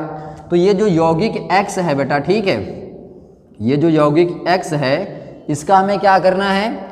इसका करना है ऑक्सीकरण। और ऑक्सीकरण करने के बाद इसका क्या करना है, अम्लीकरण, यानी कि फिर से इसको H2SO4 या HCl के प्रेजेंस में इसका अम्लीकरण कर देंगे। तो यहाँ पे क्या है, करने पर, अम्लीकरण करने पर वही कार्बोक्सिलिक अम्ल देता है। मतलब कि ये जो कार्बोक्सिलिक अम्ल है, यहाँ पे यही कार्बोक्सिलिक अम्ल मिलता है जिसका उपयोग अभिक्रिया में हुआ था। कार्बोक्सिलिक अम्ल को पहचानना है, अल्कोहल को पहचानना है तथा यौगिक X को पहचानना है। ठीक है, देखो बेटा, एक यौगिक है जिसका ये फार्मूला दिया गया C2H4O2। ये क्या करता है, एक अल्कोहल की प्रेजेंस में, सॉरी H2SO4 यानी कि सल्फ्यूरिक अम्ल की प्रेजेंस में अल्कोहल के साथ अभिक्रिया करके क्या करता है, एक यौगिक X बना लेता है। ठीक, अब ये जो यौगिक X बनता है, इसका अगर हम ऑक्सीकरण करते हैं और ऑक्सीकरण करने के बाद क्या करते हैं, इसका हम तनुकरण करते हैं यानी कि अम्लीकृत करते हैं इसको, तो हमें वापस से यही मिल जाता है। ठीक, इतनी बात समझ में आई।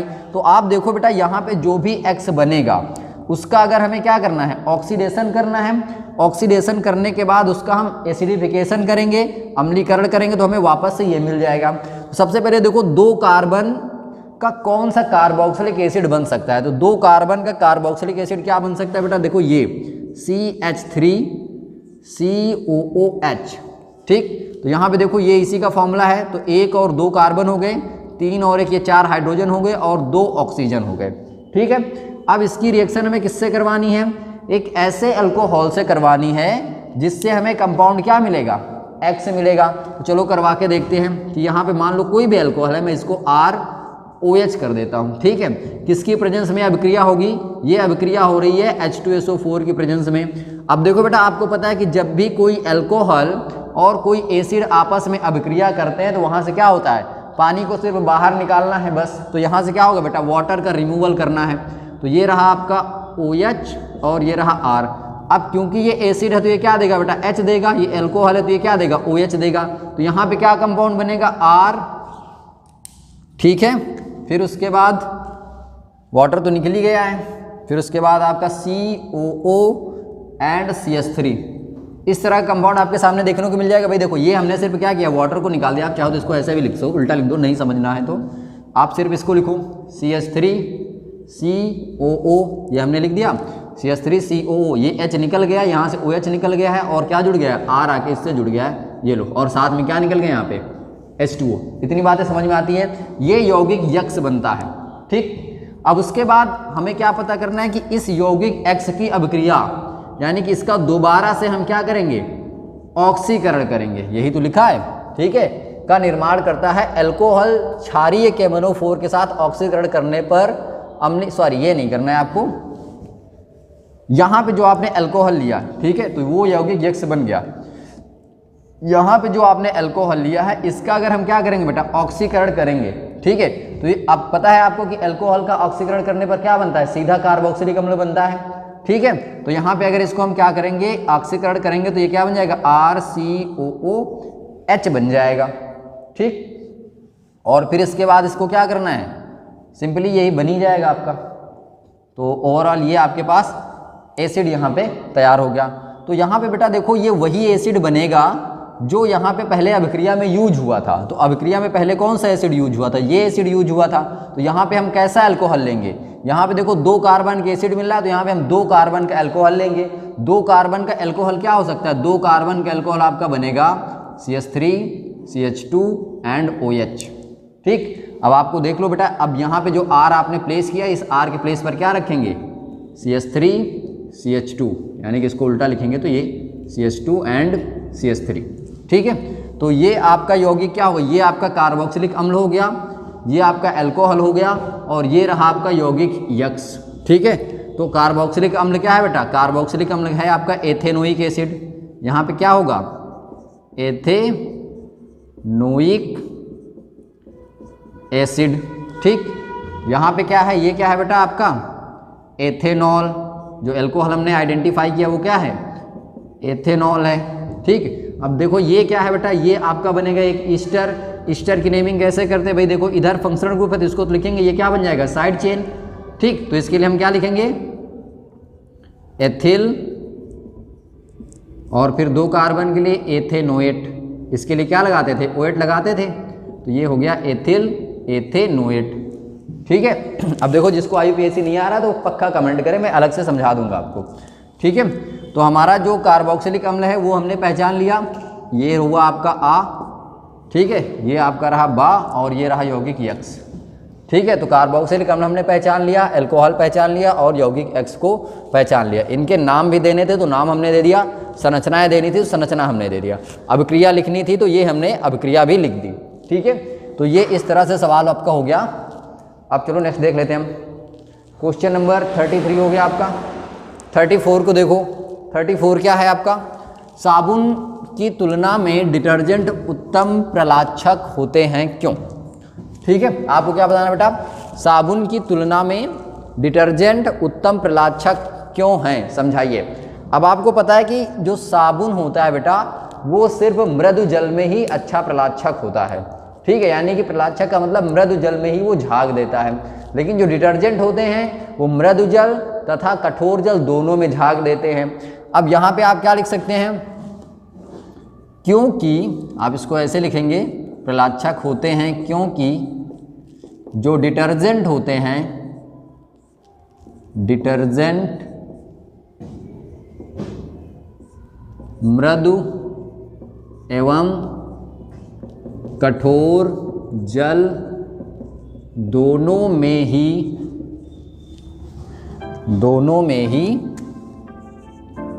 झाग देते हैं, ठीक है। तो साबुन सिर्फ क्या करता है बेटा, मृदु जल में ही झाग देगा, वो मृदु जल में ही कपड़ों को साफ करेगा। लेकिन जो डिटर्जेंट होते हैं वो मृदु जल कठोर जल दोनों में काम करते हैं, ठीक। अब इससे ऐसा क्यों होता है, एक्चुअली तो मैंने बताया था कि जो डिटर्जेंट होते हैं वो क्या करते हैं, जल में उपस्थित जो अशुद्धियां होती हैं जैसे कि कैल्शियम हो गया, मैग्नीशियम हो गया, इनके साथ अभिक्रिया करके कोई अघुलनशील पदार्थ नहीं बनाते हैं, ठीक है। लेकिन जो साबुन होते हैं बेटा, कठोर जल में जो अशुद्धियां होती हैं कैल्शियम और मैग्नीशियम की, उनसे अभिक्रिया करके क्या करते हैं, एक अघुलनशील पदार्थ बना लेते हैं, ठीक। तो ये आप नोट कर लो। चलो अगला चलो देख लेते हैं हम लोग फटाफट से। तो ये आपका कितना नंबर हो गया, 34 के बाद अगला देखते हैं। चलो 35 नंबर देखो, निम्नलिखित यौगिकों में उपस्थित क्रियात्मक समूहों के नाम दीजिए। तो क्रियात्मक समूह का नाम देना बेटा बहुत ही आसान है। अब यहाँ पे देखो बेटा, ये रहा आपका क्रियात्मक समूह CO, इसको क्या बोलते हैं, कीटोन। क्या होगा ये, कीटोन। कीटोन कब बनता है, जब कार्बन के साथ डबल बॉन्ड से ऑक्सीजन जुड़ा हो और दोनों तरफ आपकी कार्बन की चेन लगी हो तो वो बन जाएगा कीटोन। इसमें देखो क्या है बेटा, ये रहा आपका ग्रुप, ये कौन सा ग्रुप है, ये है आपका कार्बोक्सिलिक ग्रुप, तो इसको हम क्या बोलेंगे,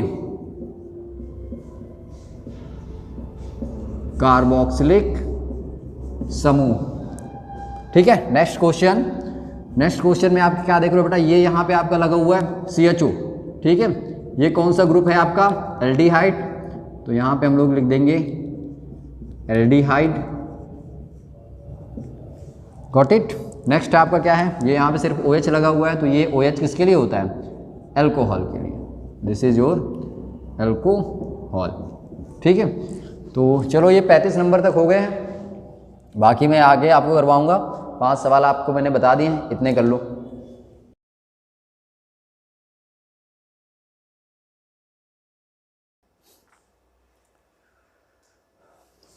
ओके, हेलो फ्रेंड्स, कैसे आप लोग, आई एम श्योर बेटा अच्छे होंगे, ठीक है।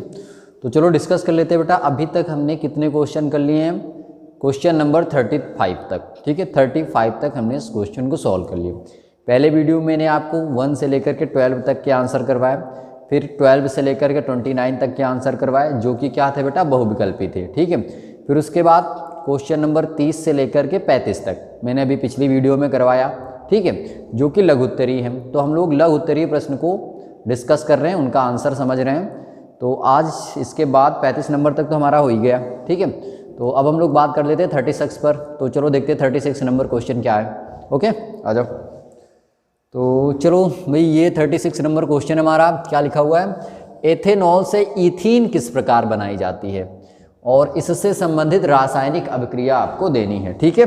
तो सबसे पहले तो आपको एथेनॉल ही पता होना चाहिए कि एथेनॉल का फॉर्मूला क्या होता है, बहुत से बच्चों को नहीं पता होता है। तो सबसे पहले एथेनॉल का फॉर्मूला मैं लिखता हूँ, क्या होगा बेटा, CH3CH2 एंड OH, ये है आपका एथेनॉल। क्या बनाना है, हमें इथीन बनाना है। तो जब भी देखो कभी ऐसा रिएक्शन आ जाए कि इससे ये कैसे बनाया जाता है तो उसको लिख लो, ठीक। इस तरह से हमें काम करना है। हमें एथेनॉल से इथीन बनाना है। तो एथेनॉल से इथीन कैसे बनती है, तो मैंने आपको बताया था बेटा, एथेनॉल का आप निर्जलीकरण करवा दो, ठीक है। एथेनॉल को क्या करवाएंगे हम लोग, निर्जलीकरण करवाएंगे। अब निर्जलीकरण का मतलब क्या है, पानी को बाहर निकालना, जल को बाहर निकालना। तो जल को बाहर निकालने के लिए हमें क्या करना पड़ेगा, इसको गर्म करना पड़ेगा। कितने टेम्परेचर पे गर्म करते हैं इसको, 443 केल्विन पर। इसके साथ अब निर्जलीकरण ऐसे तो नहीं होगा बेटा, यहाँ पे हम रखते हैं सांद्र सल्फ्यूरिक अम्ल।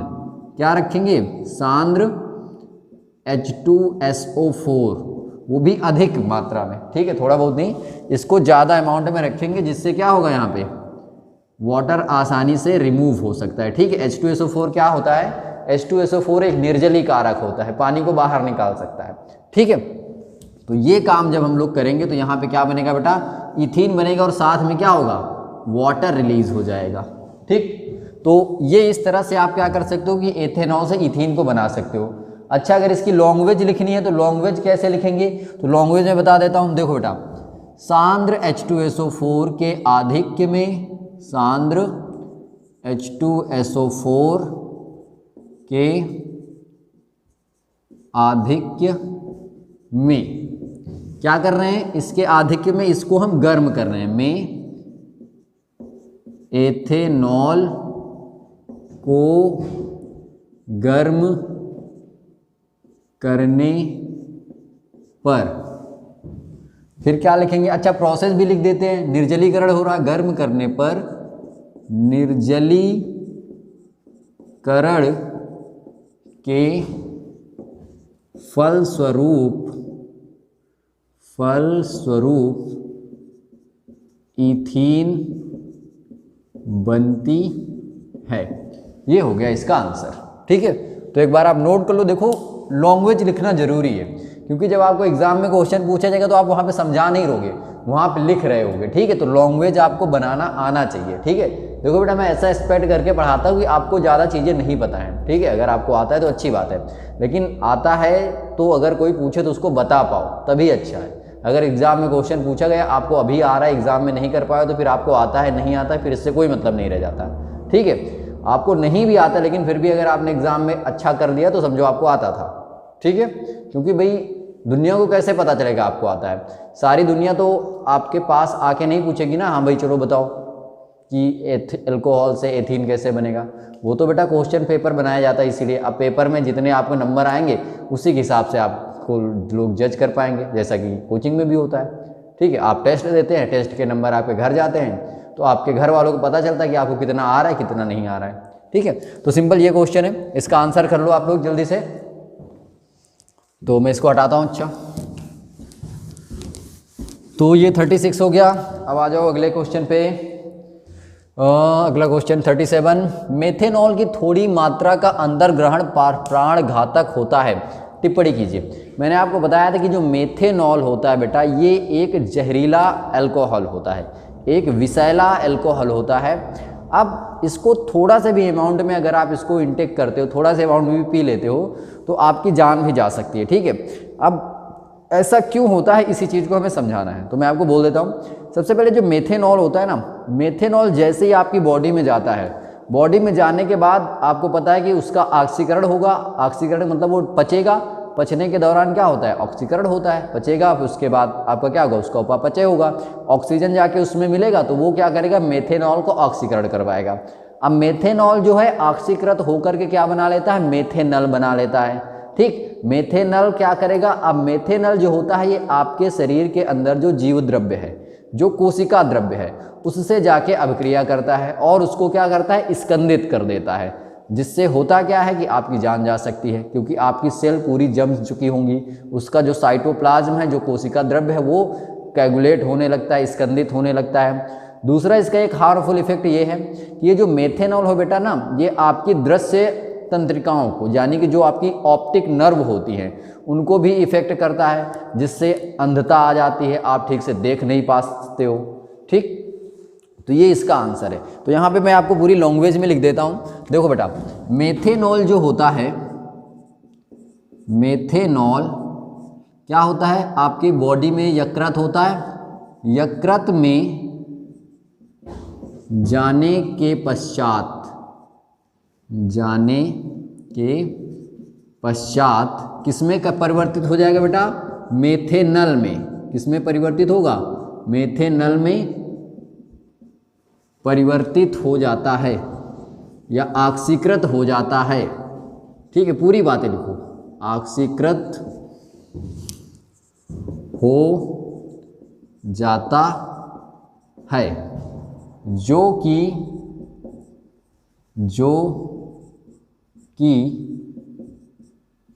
कोशिका द्रव्य को स्कंदित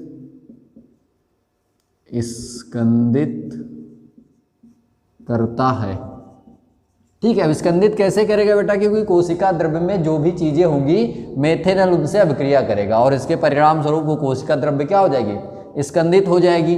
दूसरा पॉइंट क्या है कि ये जो आपका मेथेनल होता है, मेथेनल दृश्य तंत्रिकाओं को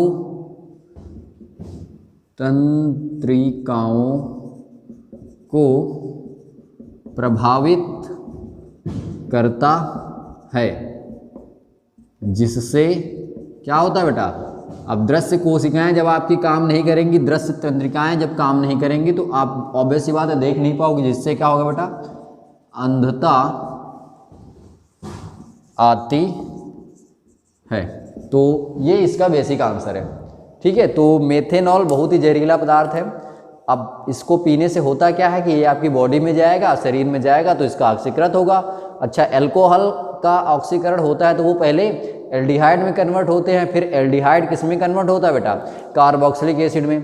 तो जैसे ही मेथेनॉल एक अल्कोहल है, इसका पहला ऑक्सीकरण किस में होगा बेटा, पहले बार ये ऑक्सीकृत होगा अल्कोहल में, तो मेथेनॉल ऑक्सीकृत होकर किस में जाएगा, मेथेनॉल ऑक्सीकृत होकर के जाएगा, मेथेनॉल ऑक्सीकृत होकर जाएगा मेथेनल में। अब ये जो मेथेनल है ये क्या करेगा, आपकी कोशिकाओं में उपस्थित जो कोशिका द्रव्य होता है उससे जाके अभिक्रिया करेगा और कोशिकाओं को क्या कर देगा, स्कंदित कर देगा। ये पहला रीज़न। दूसरा रीज़न क्या है कि ये जो मेथेनल है ये दृश्य कोशिकाओं को भी प्रभावित करता है, जिससे क्या होता है, अंधता आ जाती है।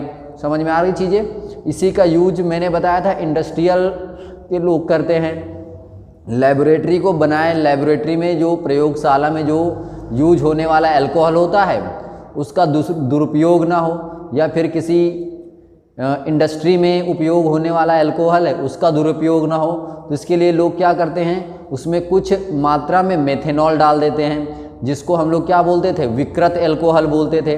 अब मेथेनॉल क्यों डाल देते थे, क्योंकि ये पीने लायक ना रह जाए। समझ में आ रही चीज़ें, तो उसको विकृत अल्कोहल बोलते हैं। तो इसका भी आंसर मैंने यहीं पे करवा दिया। तो इस क्वेश्चन को नोट कर लो, आंसर कर लो, बाकी पेपर तो आपके पास सही है।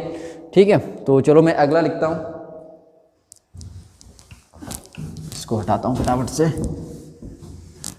नेक्स्ट क्वेश्चन क्या है भाई हमारे पास, जब एथेनॉल सोडियम से अभिक्रिया करता है तो एक गैस मुक्त होती है, गैस का नाम दीजिए तथा इससे संबंधित संतुलित रासायनिक समीकरण दीजिए। ठीक है, तो सबसे पहले तो आप बना लो एथेनॉल। तो एथेनॉल क्या होता है भाई, ये CH3 CH2OH, ये हो गया एथेनॉल। किससे अभिक्रिया करता है बेटा, सोडियम से अभिक्रिया करता है। तो आपको मैंने बताया था कि ये यहाँ पे क्या करेगा बेटा, ये H+ को रिलीज करेगा और वहाँ पे Na+ जाके जुड़ जाएगा। ये एक बेसिक प्रतिस्थापन अभिक्रिया है। सोडियम जो होता है वो क्या होता है, वो हाइड्रोजन से ज़्यादा अभिक्रियाशील है, तो वो इसको क्या कर देगा, प्रतिस्थापित कर देगा। तो यहाँ पे देखो सिंपली क्या होगा, तो ये आपका CH3 CH2 एंड ऑक्सीजन बचा है, हाइड्रोजन को प्रतिस्थापित करके क्या जुड़ गया, वहाँ पे सोडियम जुड़ गया। इसके ऊपर ऐसे पॉजिटिव और ऐसे निगेटिव चार्ज रहता है। ठीक, साथ में यहाँ पे क्या होगा, कौन रिलीज हो रहा है, कौन अलग हो रहा है, हाइड्रोजन अलग हो रहा है। तो हाइड्रोजन को हम किससे लिखते हैं, H2 से लिखते हैं। तो ये आपकी क्या हो गई, रासायनिक अभिक्रिया होगी। अच्छा, बात रही इसको बैलेंस करने की, तो सारा कुछ तो बैलेंस ही है, बस यहाँ पे एक हाइड्रोजन एक्स्ट्रा है तो यहाँ पे आप हाफ H2 कर दो। ठीक है, तो ये बैलेंस हो गया। अच्छा, रिएक्शन को बैलेंस करना आपको पहले चैप्टर में मैंने आपको सिखा दिया था। ठीक है, फिर भी नहीं आता तो आप मुझे कमेंट करके बताओ, मैं कोशिश करता हूँ उसको भी जल्दी से जल्दी बता दूँ। ठीक है, नोट कर लो।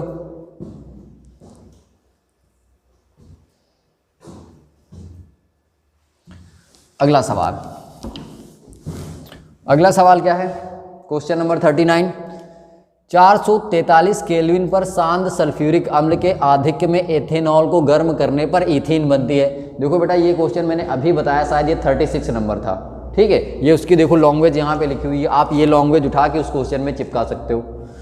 है इस अभिक्रिया में सल्फ्यूरिक अम्ल की क्या भूमिका है, इस अभिक्रिया को संतुलित रासायनिक समीकरण भी लिखिए, ठीक है। तो इसमें सिर्फ आपको क्या बताना है कि ये जो अभिक्रिया होती है इसमें सल्फ्यूरिक अम्ल का क्या काम है और इसकी एक संतुलित रासायनिक अभिक्रिया लिखनी है। सबसे पहले तो मैंने बताया कि ये रहा आपका ethanol CH3 CH2 and OH, और आपको क्या करना है, सांद्र सल्फ्यूरिक अम्ल लेना है, सांद्र H2SO4, ठीक, और इसको आपको गर्म करना है। और इसके रिजल्टेंट में हमें क्या मिलता है, इसके रिजल्टेंट में मिलता है हमें ईथीन, CH2 और फिर क्या बनेगा बेटा H2O। यहाँ पे जो H2SO4 होता है ये किसका काम करता है, H2SO4 यहाँ पे निर्जलीकारक का काम करता है। किसका काम करेगा, निर्जलीकारक का, ठीक। तो ये हो गया इसका आंसर। अच्छा विक्रिया को बैलेंस है तो देख लो, यहाँ पे 1 2 कार्बन है, 1 और 2 कार्बन हो गए, 3 2 5 5 1 6 हाइड्रोजन है, 2 2 4 2 6 यानी कि 2 6 हाइड्रोजन भी है, 1 ऑक्सीजन यहाँ पे है, 1 ऑक्सीजन यहाँ पे है। अभिक्रिया बिल्कुल बैलेंस है, यानी कि बिल्कुल संतुलित अभिक्रिया है। तो इसका आंसर हो गया, नोट कर लो जल्दी से, मैं अगला पढ़ता हूँ। 40 नंबर सवाल देखो बेटा क्या है, थोड़ा सा लंदी दिखने में लग रहा है बट है बहुत आसान सा। इसमें क्या है आपका, आवर्त सारणी में समूह 14 का तत्व कार्बन अनेक तत्वों से यौगिक निर्माण करने के लिए जाना जाता है, ठीक है। फिर उसके बाद क्या लिखा है, निम्नलिखित के साथ बनने वाले कार्बन के यौगिक का एक उदाहरण लिखिए, ठीक है। पहला आपके पास ए में है क्लोरीन, आवर्त समूह दिया गया, आवर्त सारणी में समूह 17 का तत्व है। और दूसरा दिया गया बेटा ऑक्सीजन, आवर्त सारणी के समूह 16 का तत्व है, ठीक है। तो ये सवाल आपके सामने लिखा है, अब आपको बताना है, ठीक है, कि कार्बन क्लोरीन के साथ अभिक्रिया करके कैसा कंपाउंड बनाएगा, ऑक्सीजन के साथ अभिक्रिया करके कैसा कंपाउंड बनाएगा, ठीक है। तो चलो देखो बेटा, अब देखो ये आपका कार्बन होता है, इसको 4 बॉन्ड बनाने हैं। तो अगर ये क्लोरीन के साथ यौगिक बनाएगा तो 4 क्लोरीन के साथ यौगिक बनाएगा, तो यहाँ पे क्या बन जाएगा CCl4। इसको क्या बोलेंगे, इसका नाम होता है कार्बन, 4 कार्बन हो गया, सॉरी 4 क्लोरीन, तो इसके लिए क्या लिखते हैं टेट्रा, और क्लोरीन के लिए क्या लिखेंगे बेटा क्लोराइड। तो दिस इज योर क्लोराइड, तो कार्बन टेट्रा क्लोराइड। दूसरा ऑक्सीजन, अब ये कार्बन इसको 4 बॉन्ड बनाने हैं, ऑक्सीजन 2 बॉन्ड बनाता है। तो यहाँ पे ये रहा एक ऑक्सीजन इस तरह से, दूसरा ऑक्सीजन इस तरह से, तो यानी कि यहाँ पे क्या बन जाएगा बेटा CO2, ठीक है। इसका नाम क्या है, कार्बन डाई ऑक्साइड। तो ये 2 यौगिक इस तरह से क्या करेगा, कार्बन बना लेगा, ठीक है। ये 17 का एलिमेंट है और ये किसका एलिमेंट है, ऑक्सीजन 16 का है, ठीक है। बिंदु संरचना तो बनानी नहीं, तो ये इसका आंसर हो गया, लिख लो। 40 के बाद चलो 41 नंबर, तो चलो इतना रखते हैं बेटा, ठीक है, नहीं तो लेंदी हो जाएगा वीडियो, फिर मुझे अपलोड नहीं करना पड़े, मुश्किल हो जाएगी, नेट खत्म हो जाता है, ठीक है। तो आपको पता है ये मैं कोई ऑफिशियल दुकान तो है नहीं, ठीक है, आप लोगों की सुविधा के लिए पढ़ा रहा हूँ। अभी आप समझ लो कि रात में इस समय जो टाइम हो रहा है वो 9:30 बज रहा है, ठीक है। तो मैं इस समय मेहनत कर रहा हूँ बेटा, तो आपका भी फर्ज बनता है थोड़ी बहुत मेहनत आप लोग भी करें, ठीक है। बाकी पढ़ते तो है ही हैं आप। Thank you.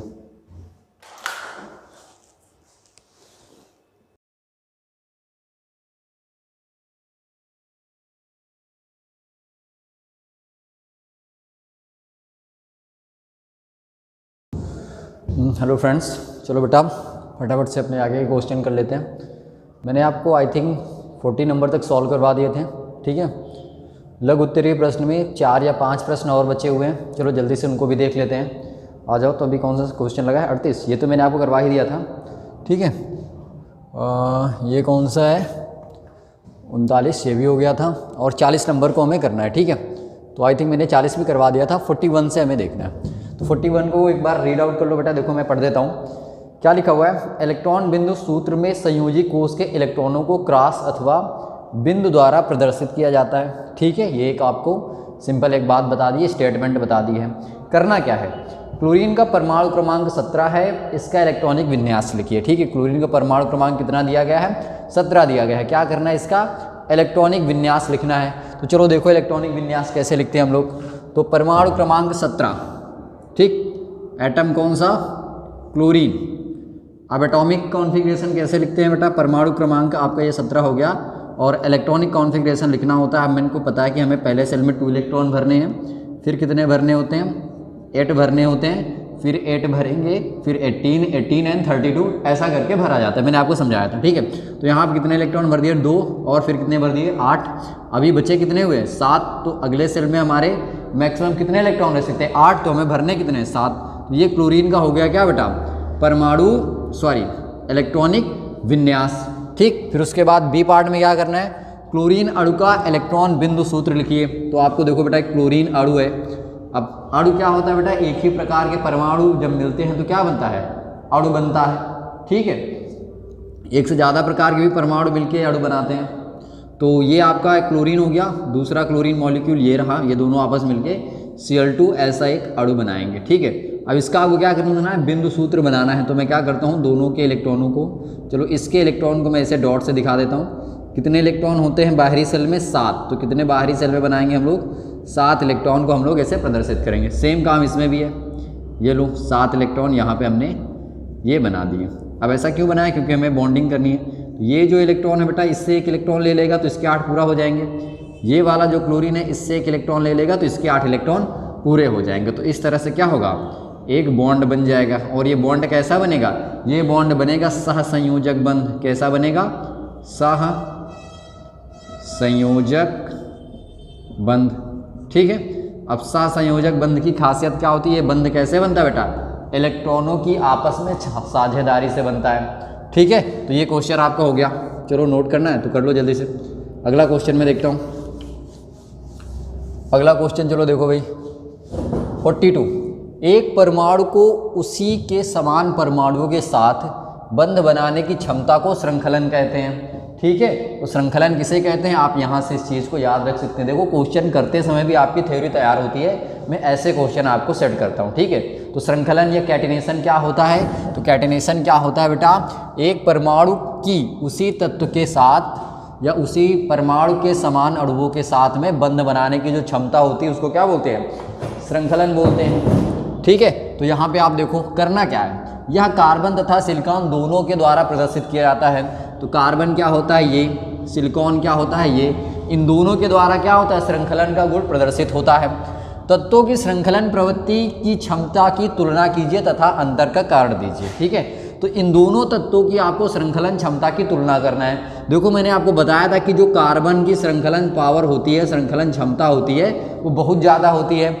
इसका रीज़न क्या है, तो आप इसको थ्योरी फॉर्म में भी लिख सकते हैं। देखो बेटा, कार्बन की जो श्रृंखलन क्षमता होती है वो क्या होती है, सिलिकॉन से अधिक होती है, अधिक होती है।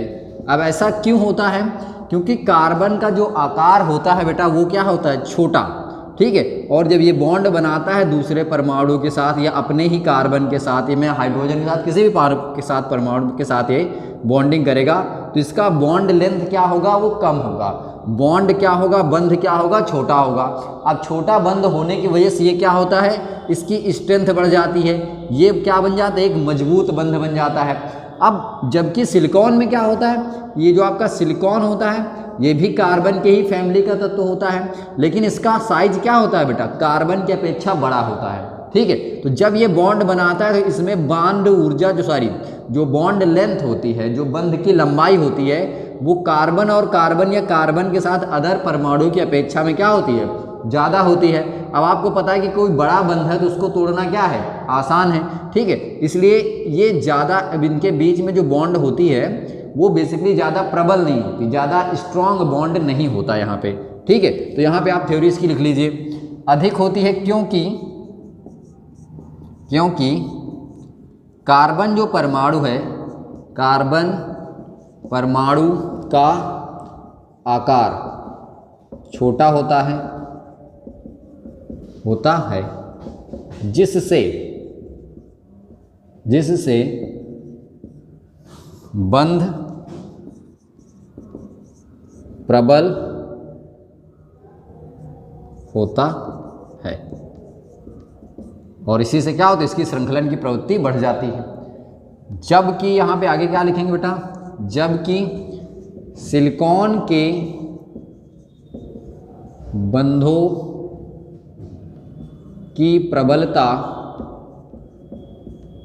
कम होती है, इसलिए इसके जो बॉन्ड बनते हैं वो क्षीण होते हैं, दुर्बल बंध होते हैं, इसलिए ज़्यादा बड़ी संरचना नहीं बना सकता है। तो श्रृंखलन पावर किसकी ज़्यादा होती है, कार्बन की। उसका एक रीज़न क्या है कि इसका जो आकार होता है वो छोटा होता है, ठीक है। छोटा आकार होने के साथ साथ ये चतुस्संयोजक होता है। हालांकि चतुस्संयोजकता दोनों की होती है, 4-4 वैलेंसी दोनों की होती है, ठीक है, लेकिन फिर भी ये क्या करता है, बहुत ज़्यादा कंपाउंड बनाता है। इसकी कैटेनेशन पावर बहुत अधिक होती है, क्योंकि इसका आकार भी क्या होता है, छोटा होता है, और उसकी बॉन्ड लेंथ क्या होगी बेटा, छोटी होगी।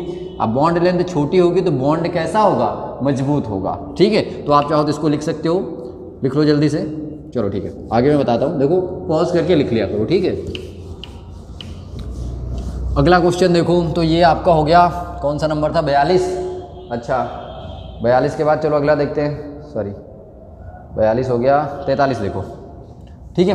43 क्या है, 2 कार्बन परमाणु के मध्य उपस्थित बहुबंध वाले संतृप्त हाइड्रोकार्बन संकलन अभिक्रियाएं दिखाते हैं, ठीक है। देखो हर एक क्वेश्चन में आपको कोई ना कोई बात यहाँ पे बताई जा रही है, ठीक है। 2 कार्बन परमाणुओं के मध्य उपस्थित बहुबंध वाले कार्बन असंतृप्त हाइड्रोकार्बन कौन सी अभिक्रियाएं दिखाते हैं, संकलन अभिक्रियाएं। संकलन अभिक्रियाओं का मतलब क्या होता है बेटा, योगात्मक अभिक्रियाएं, ठीक है। बेसिकली इनको एडिशन रिएक्शन बोल सकते हो, ठीक। अब देखो क्वेश्चन में आगे क्या करना है, एथेन को इथीन से विभेद करने हेतु परीक्षण दीजिए। अब देखो एथेन क्या होता है, एथेन होता है एक संतृप्त हाइड्रोकार्बन, इथीन क्या होता है, इथीन होता है असंतृप्त हाइड्रोकार्बन। दोनों में आपको क्या बताना है, अंतर बताना है। कैसे बता पाओगे, देखो दोनों में अंतर बताना बहुत आसान तरीका है, ठीक है। अब क्या आपको पता है कि जो एथेन होते हैं या एल्कीन होते हैं, सॉरी ओके, ये कौन सा नंबर है, हाँ 43 ही तो बात कर रहे थे, हाँ ठीक है। चलो देखो, तो इसमें जो होता है बेसिकली वो क्या होता है बेटा, एथीन और एथेन में क्या लिखना है आपको, विभेद करना है, ठीक है। तो एथेन को और इथीन को आप दोनों को जला के देख लो, जलाने से आपको जल्दी पता लग जाएगा। और भी अभिक्रियाएं होती हैं, आप अभिक्रियाओं में तो नहीं पता कर सकते, लेकिन नॉर्मली अगर आपको जल्दी पता करना तो दोनों को बर्न करवा के देख लो। अब एथेन क्या है, संतृप्त हाइड्रोकार्बन है, दिस इज योर संतृप्त हाइड्रोकार्बन, ठीक। इथीन कैसा है, इथीन होगा असंतृप्त हाइड्रोकार्बन, ये क्या है, असंतृप्त हाइड्रोकार्बन। इतनी बातें समझ में आती हैं। अब जो संतृप्त हाइड्रोकार्बन होते हैं, जब इनको जलाया जाता है, ठीक है, तो मैं यहाँ पे लिख देता हूँ जलाने पर, तो संतृप्त हाइड्रोकार्बन होते हैं ये स्वच्छ ज्वाला के साथ जलते हैं, स्वच्छ ज्वाला के साथ जलते हैं, ठीक है, पहला पॉइंट। लेकिन जब असंतृप्त हाइड्रोकार्बन को आप जलाओगे, जलाने पर ये क्या होते हैं, ये धुएं के साथ में जलते हैं, धुएं और साथ साथ यहाँ पे पीली रोशनी निकलती है, धुएं और पीली ज्वाला के साथ, पीली ज्वाला के साथ जलते हैं, ठीक है।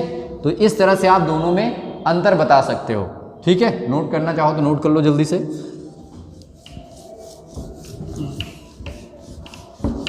नेक्स्ट क्वेश्चन को देखते हैं जल्दी से। अब क्वेश्चन नंबर आ गया आपका 44। कॉलम ए में दी गई अभिक्रियाओं का सुमेल कॉलम बी में दिए गए नामों से कीजिए, ठीक है। तो कॉलम ए को देखो जरा, यहाँ पे क्या लिखा हुआ बेटा, CH3OH, यानी कि ये क्या लिखा हुआ है, मेथेनॉल। ये क्या लिखा हुआ है, मेथेनॉल। एक कार्बन के लिए मेथ, सिंगल बॉन्ड के लिए एन और OH के लिए ऑल। ये क्या लिखा हुआ है, ये एसिड है क्योंकि ये बॉन्ड लगा हुआ है। ये सारी चीज़ें आपको बताई गई हैं। तो 1 और 2, 2 कार्बन के लिए क्या लिखेंगे, एथ, सिंगल बॉन्ड के लिए एन, और इसके लिए क्या लिखते हैं बेटा, ओइक एसिड। ये क्या है, एथेनोइक एसिड। इसी को आप क्या बोलते हैं, एसिटिक एसिड भी बोलते हैं, ठीक है। इतनी बातें समझ में आई। अब यहाँ पे H+ का क्या मतलब होता है बेटा, अम्लीय माध्यम। H+ का मतलब क्या होता है, अम्लीय माध्यम, ठीक है।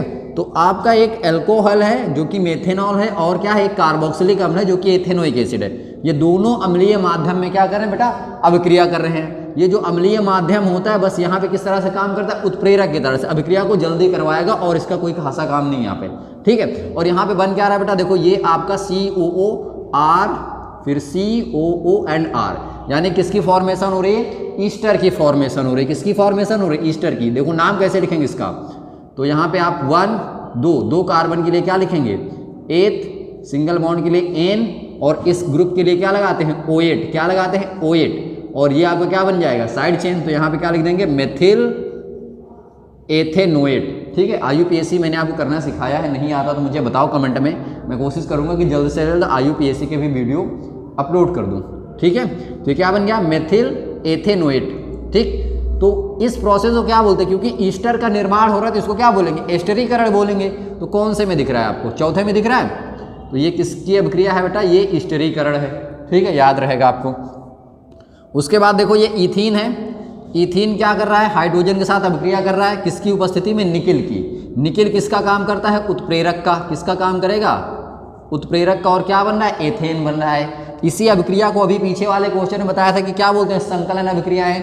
ये क्या है, असंतृप्त हाइड्रोकार्बन। असंतृप्त हाइड्रोकार्बन कैसी अभिक्रियाएं दिखाते हैं, उत्प्रेरक की उपस्थिति में संकलन अभिक्रियाएं दिखाते हैं। तो ये किससे जाके मिल जाएगा आपका, फर्स्ट वाले से। ठीक है, दूसरा आपके पास ये क्या है, ये है मेथेन, और ये क्या कर रहा है, क्लोरीन से अभिक्रिया कर रहा है सूर्य के प्रकाश में। तो मैंने बताया था क्लोरीन या कोई भी हैलोजन हो, हैलोजन का मतलब वहाँ पे क्लोरीन हो सकता है, फ्लोरीन हो सकता है, ब्रोमीन हो सकता है, या फिर आयोडीन हो सकता है। सूर्य के प्रकाश में वो क्या करते हैं, एल्केन से अभिक्रिया करते हैं। और कौन से प्रकार की अभिक्रिया करते हैं, प्रतिस्थापन अभिक्रिया करते हैं। क्यों, क्योंकि ये जो हैलोजन होते हैं यहाँ से एक हाइड्रोजन को गायब करते जाते हैं। ठीक है, बार बार क्लोरीन आएगा, यहाँ से हाइड्रोजन को निकालता जाएगा। तो हाइड्रोजन का क्या हो रहा है, यहाँ पे प्रतिस्थापन हो रहा है। तो ये कौन सी अभिक्रिया दिखा रहे हैं आपको, प्रतिस्थापन अभिक्रिया दिखा रहे हैं। ठीक है, तीसरा देखो ये आपके पास क्या है, CH3COOH। ये क्या बना हुआ है बेटा, एसिटिक एसिड, और इसकी अभिक्रिया किससे हो रही है, सोडियम हाइड्रोक्साइड से। किससे हो रही है, सोडियम हाइड्रोक्साइड से। ठीक है, तो जब एसिटिक एसिड और सोडियम हाइड्रोक्साइड रिएक्शन करेंगे तो क्या बने, ये सोडियम, और इस ग्रुप को क्या बोलते हैं, एसीटेट। ये सारी चीजें पढ़ाई हुई है, बस क्वेश्चन आपको करवा रहा हूँ। तो ये क्या बन गया, सोडियम एसीटेट प्लस क्या निकल रहा है, जल। तो आपको पता है कि देखो भाई ये क्या है, ये एक एसिड है, ये एक क्या है, बेस है, ये अम्ल है और ये क्षार है। अम्ल और क्षार मिलकर क्या बनाते हैं बेटा, लवण बनाते हैं। और अम्ल और क्षार आपस में अभिक्रिया करिए, क्या, सॉरी, ओके, कोई सुनिए, क्या करेंगे तो क्या होता है बेटा, वो रिएक्शन उदासीनीकरण होती है, न्यूट्रलाइजेशन रिएक्शन। ठीक है, तो ये कैसा हो गया आपका, उदासीनीकरण अभिक्रिया हो गया। तो ये आप मैच कर लो जल्दी से। ठीक है, अब इसमें से देखो बेटा, आपको कई सारी चीजें पता हो गई। संकलन अभिक्रिया क्या होती है, प्रतिस्थापन क्या होती है, उदासीनीकरण क्या है, एस्टरीकरण क्या है, सारी चीजें आपको क्वेश्चन से भी आपको आंसर मिलते रहते हैं।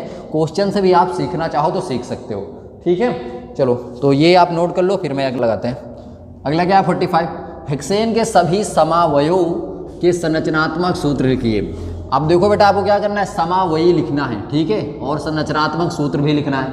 ठीक है, तो मैंने बताया था हेक्सेन है। अब समावयी क्या होते हैं, ऐसा यौगिक, ऐसे कंपाउंड होते हैं बेटा जिनका अणुसूत्र समान होता है, परंतु उनकी संरचनाएं व भौतिक गुण और रासायनिक गुण क्या हो सकते हैं, भिन्न भिन्न हो सकते हैं, उनको हम समावयी बोलते हैं। ठीक है, तो हमें क्या करना है, संरचनात्मक सूत्र बनाने हैं हेक्सेन के। तो देखो चलो कैसे बनाते हैं। हेक्सेन मतलब 6 कार्बन का एक एल्केन है। तो ये हमने क्या किया, सबसे पहले 6 कार्बन बना दिए, 1 2 3 4 5 और ये रहा एक 6। ठीक है, आपको भी ऐसे करना है। अब हाइड्रोजन की फिलिंग आप लोग कर सकते हो। ठीक है, यहाँ पे CH3 होगा, फिर CH2 ये आप सबको आता है। ठीक है, नहीं आता तो बताओ, मैं कोशिश करूँगा आपको समझा दूंगा। ठीक है, तो सबसे पहला तो एक तो ये हो गया, ये क्या हो गया आपका नॉर्मल हेक्सेन, N हेक्सेन इसको बोल दोगे। ठीक है, दूसरा क्या बन सकता है, आप 5 कार्बन की चेन बनाओ। ये हो गए 5, 1 2 3 4 5, और एक कार्बन को यहाँ पे लगा दो। ठीक है, अब इसका नाम क्या हो जाएगा बेटा, 1 2 क्या बनेगा, 2 मेथिल, और 5 कार्बन के लिए पेंट, और सिंगल बॉन्ड के लिए N। ठीक है, तो ये क्या बन गया आपका 2 मेथिल पेंटेन। नेक्स्ट क्वेश्चन क्या हो सकता है आपका, नेक्स्ट क्वेश्चन देखो। अब इस बार क्या करो बेटा, इसको उठा के यहाँ पे लगा दो। तो 1 कार्बन, 2 कार्बन, 3 कार्बन, 4 कार्बन और 5 कार्बन। इस बार हमने 6वां कार्बन यहाँ पे लगा दिया। तो अब ये क्या बन जाएगा, ये बन जाएगा आपका 1 2 3, क्या बन जाएगा ये 3 मेथिल, और फाइनली क्या बनेगा, पेंटेन। ठीक है, देखो 3 तो हो गए। अब अगली संरचना कैसे बनेगी, अब आप क्या करो, 4 कार्बन कर दो। तो 1 2 3 4, अब एक आप यहाँ पे लगा दो और एक यहाँ पे लगा दो। ठीक है, तो इस बार क्या बनेगा बेटा, 2 3, फिर डाईमेथिल, और क्या बन जाएगा ये ब्यूटेन बन जाएगा। एक ये संरचना पॉसिबल है। दूसरा क्या करो बेटा, इन दोनों को उठा के एक ही के ऊपर लगा दो, तो कार्बन, ये कार्बन, ये कार्बन, ये कार्बन, 4 कार्बन हो गए। मैं क्या करता हूँ इस बार 2 CH3 ऐसे बना देता हूँ, ठीक। तो अब यहाँ पे क्या हो जाएगा बेटा 2,2, क्या बनेगा 2,2, फिर डाई मेथिल एंड 4 कार्बन के लिए but and finally single bond के लिए क्या लिखेंगे एन। तो 2,2 डाई मेथिल ब्यूटेन। तो ऑलमोस्ट इतने बन जाएंगे, ठीक है। तो कितने हो गए 1 2, ये रहा आपका 3, फिर 4 और ये आपका रहा 5।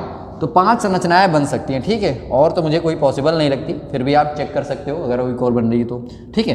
हाइड्रोजन वगैरह यहाँ पे फिल कर लेना बेटा, यहाँ पे CH3 होगा, फिर यहाँ पे CH2, फिर CH2, CH2। ऐसा क्यों होता है, सबको पता है ना कि कार्बन की वैलेंसी 4 होती है, ठीक है। तो उसको 4 बॉन्ड बनाने हैं, तो इस तरह से वो क्या करेगा, बाकी की जो वैलेंसी बचती है वो हाइड्रोजन से फिल कर लेगा। देखो यहाँ पे जैसे देख लो अच्छा एक बार, यहाँ पे 1 कार्बन है, इसका 1 बॉन्ड बना है, 3 बनाने, तो यहाँ पे 3 CH3 हो गया। यहाँ पे इस कार्बन को देखो 1 और 2 बॉन्ड बनाने हैं, 4 बॉन्ड बनाएगा तो 2 हाइड्रोजन इसको दे दिए। सब में ऐसे ही करना है आपको, हाइड्रोजन की वैलेंसी को फिल कर लेना है।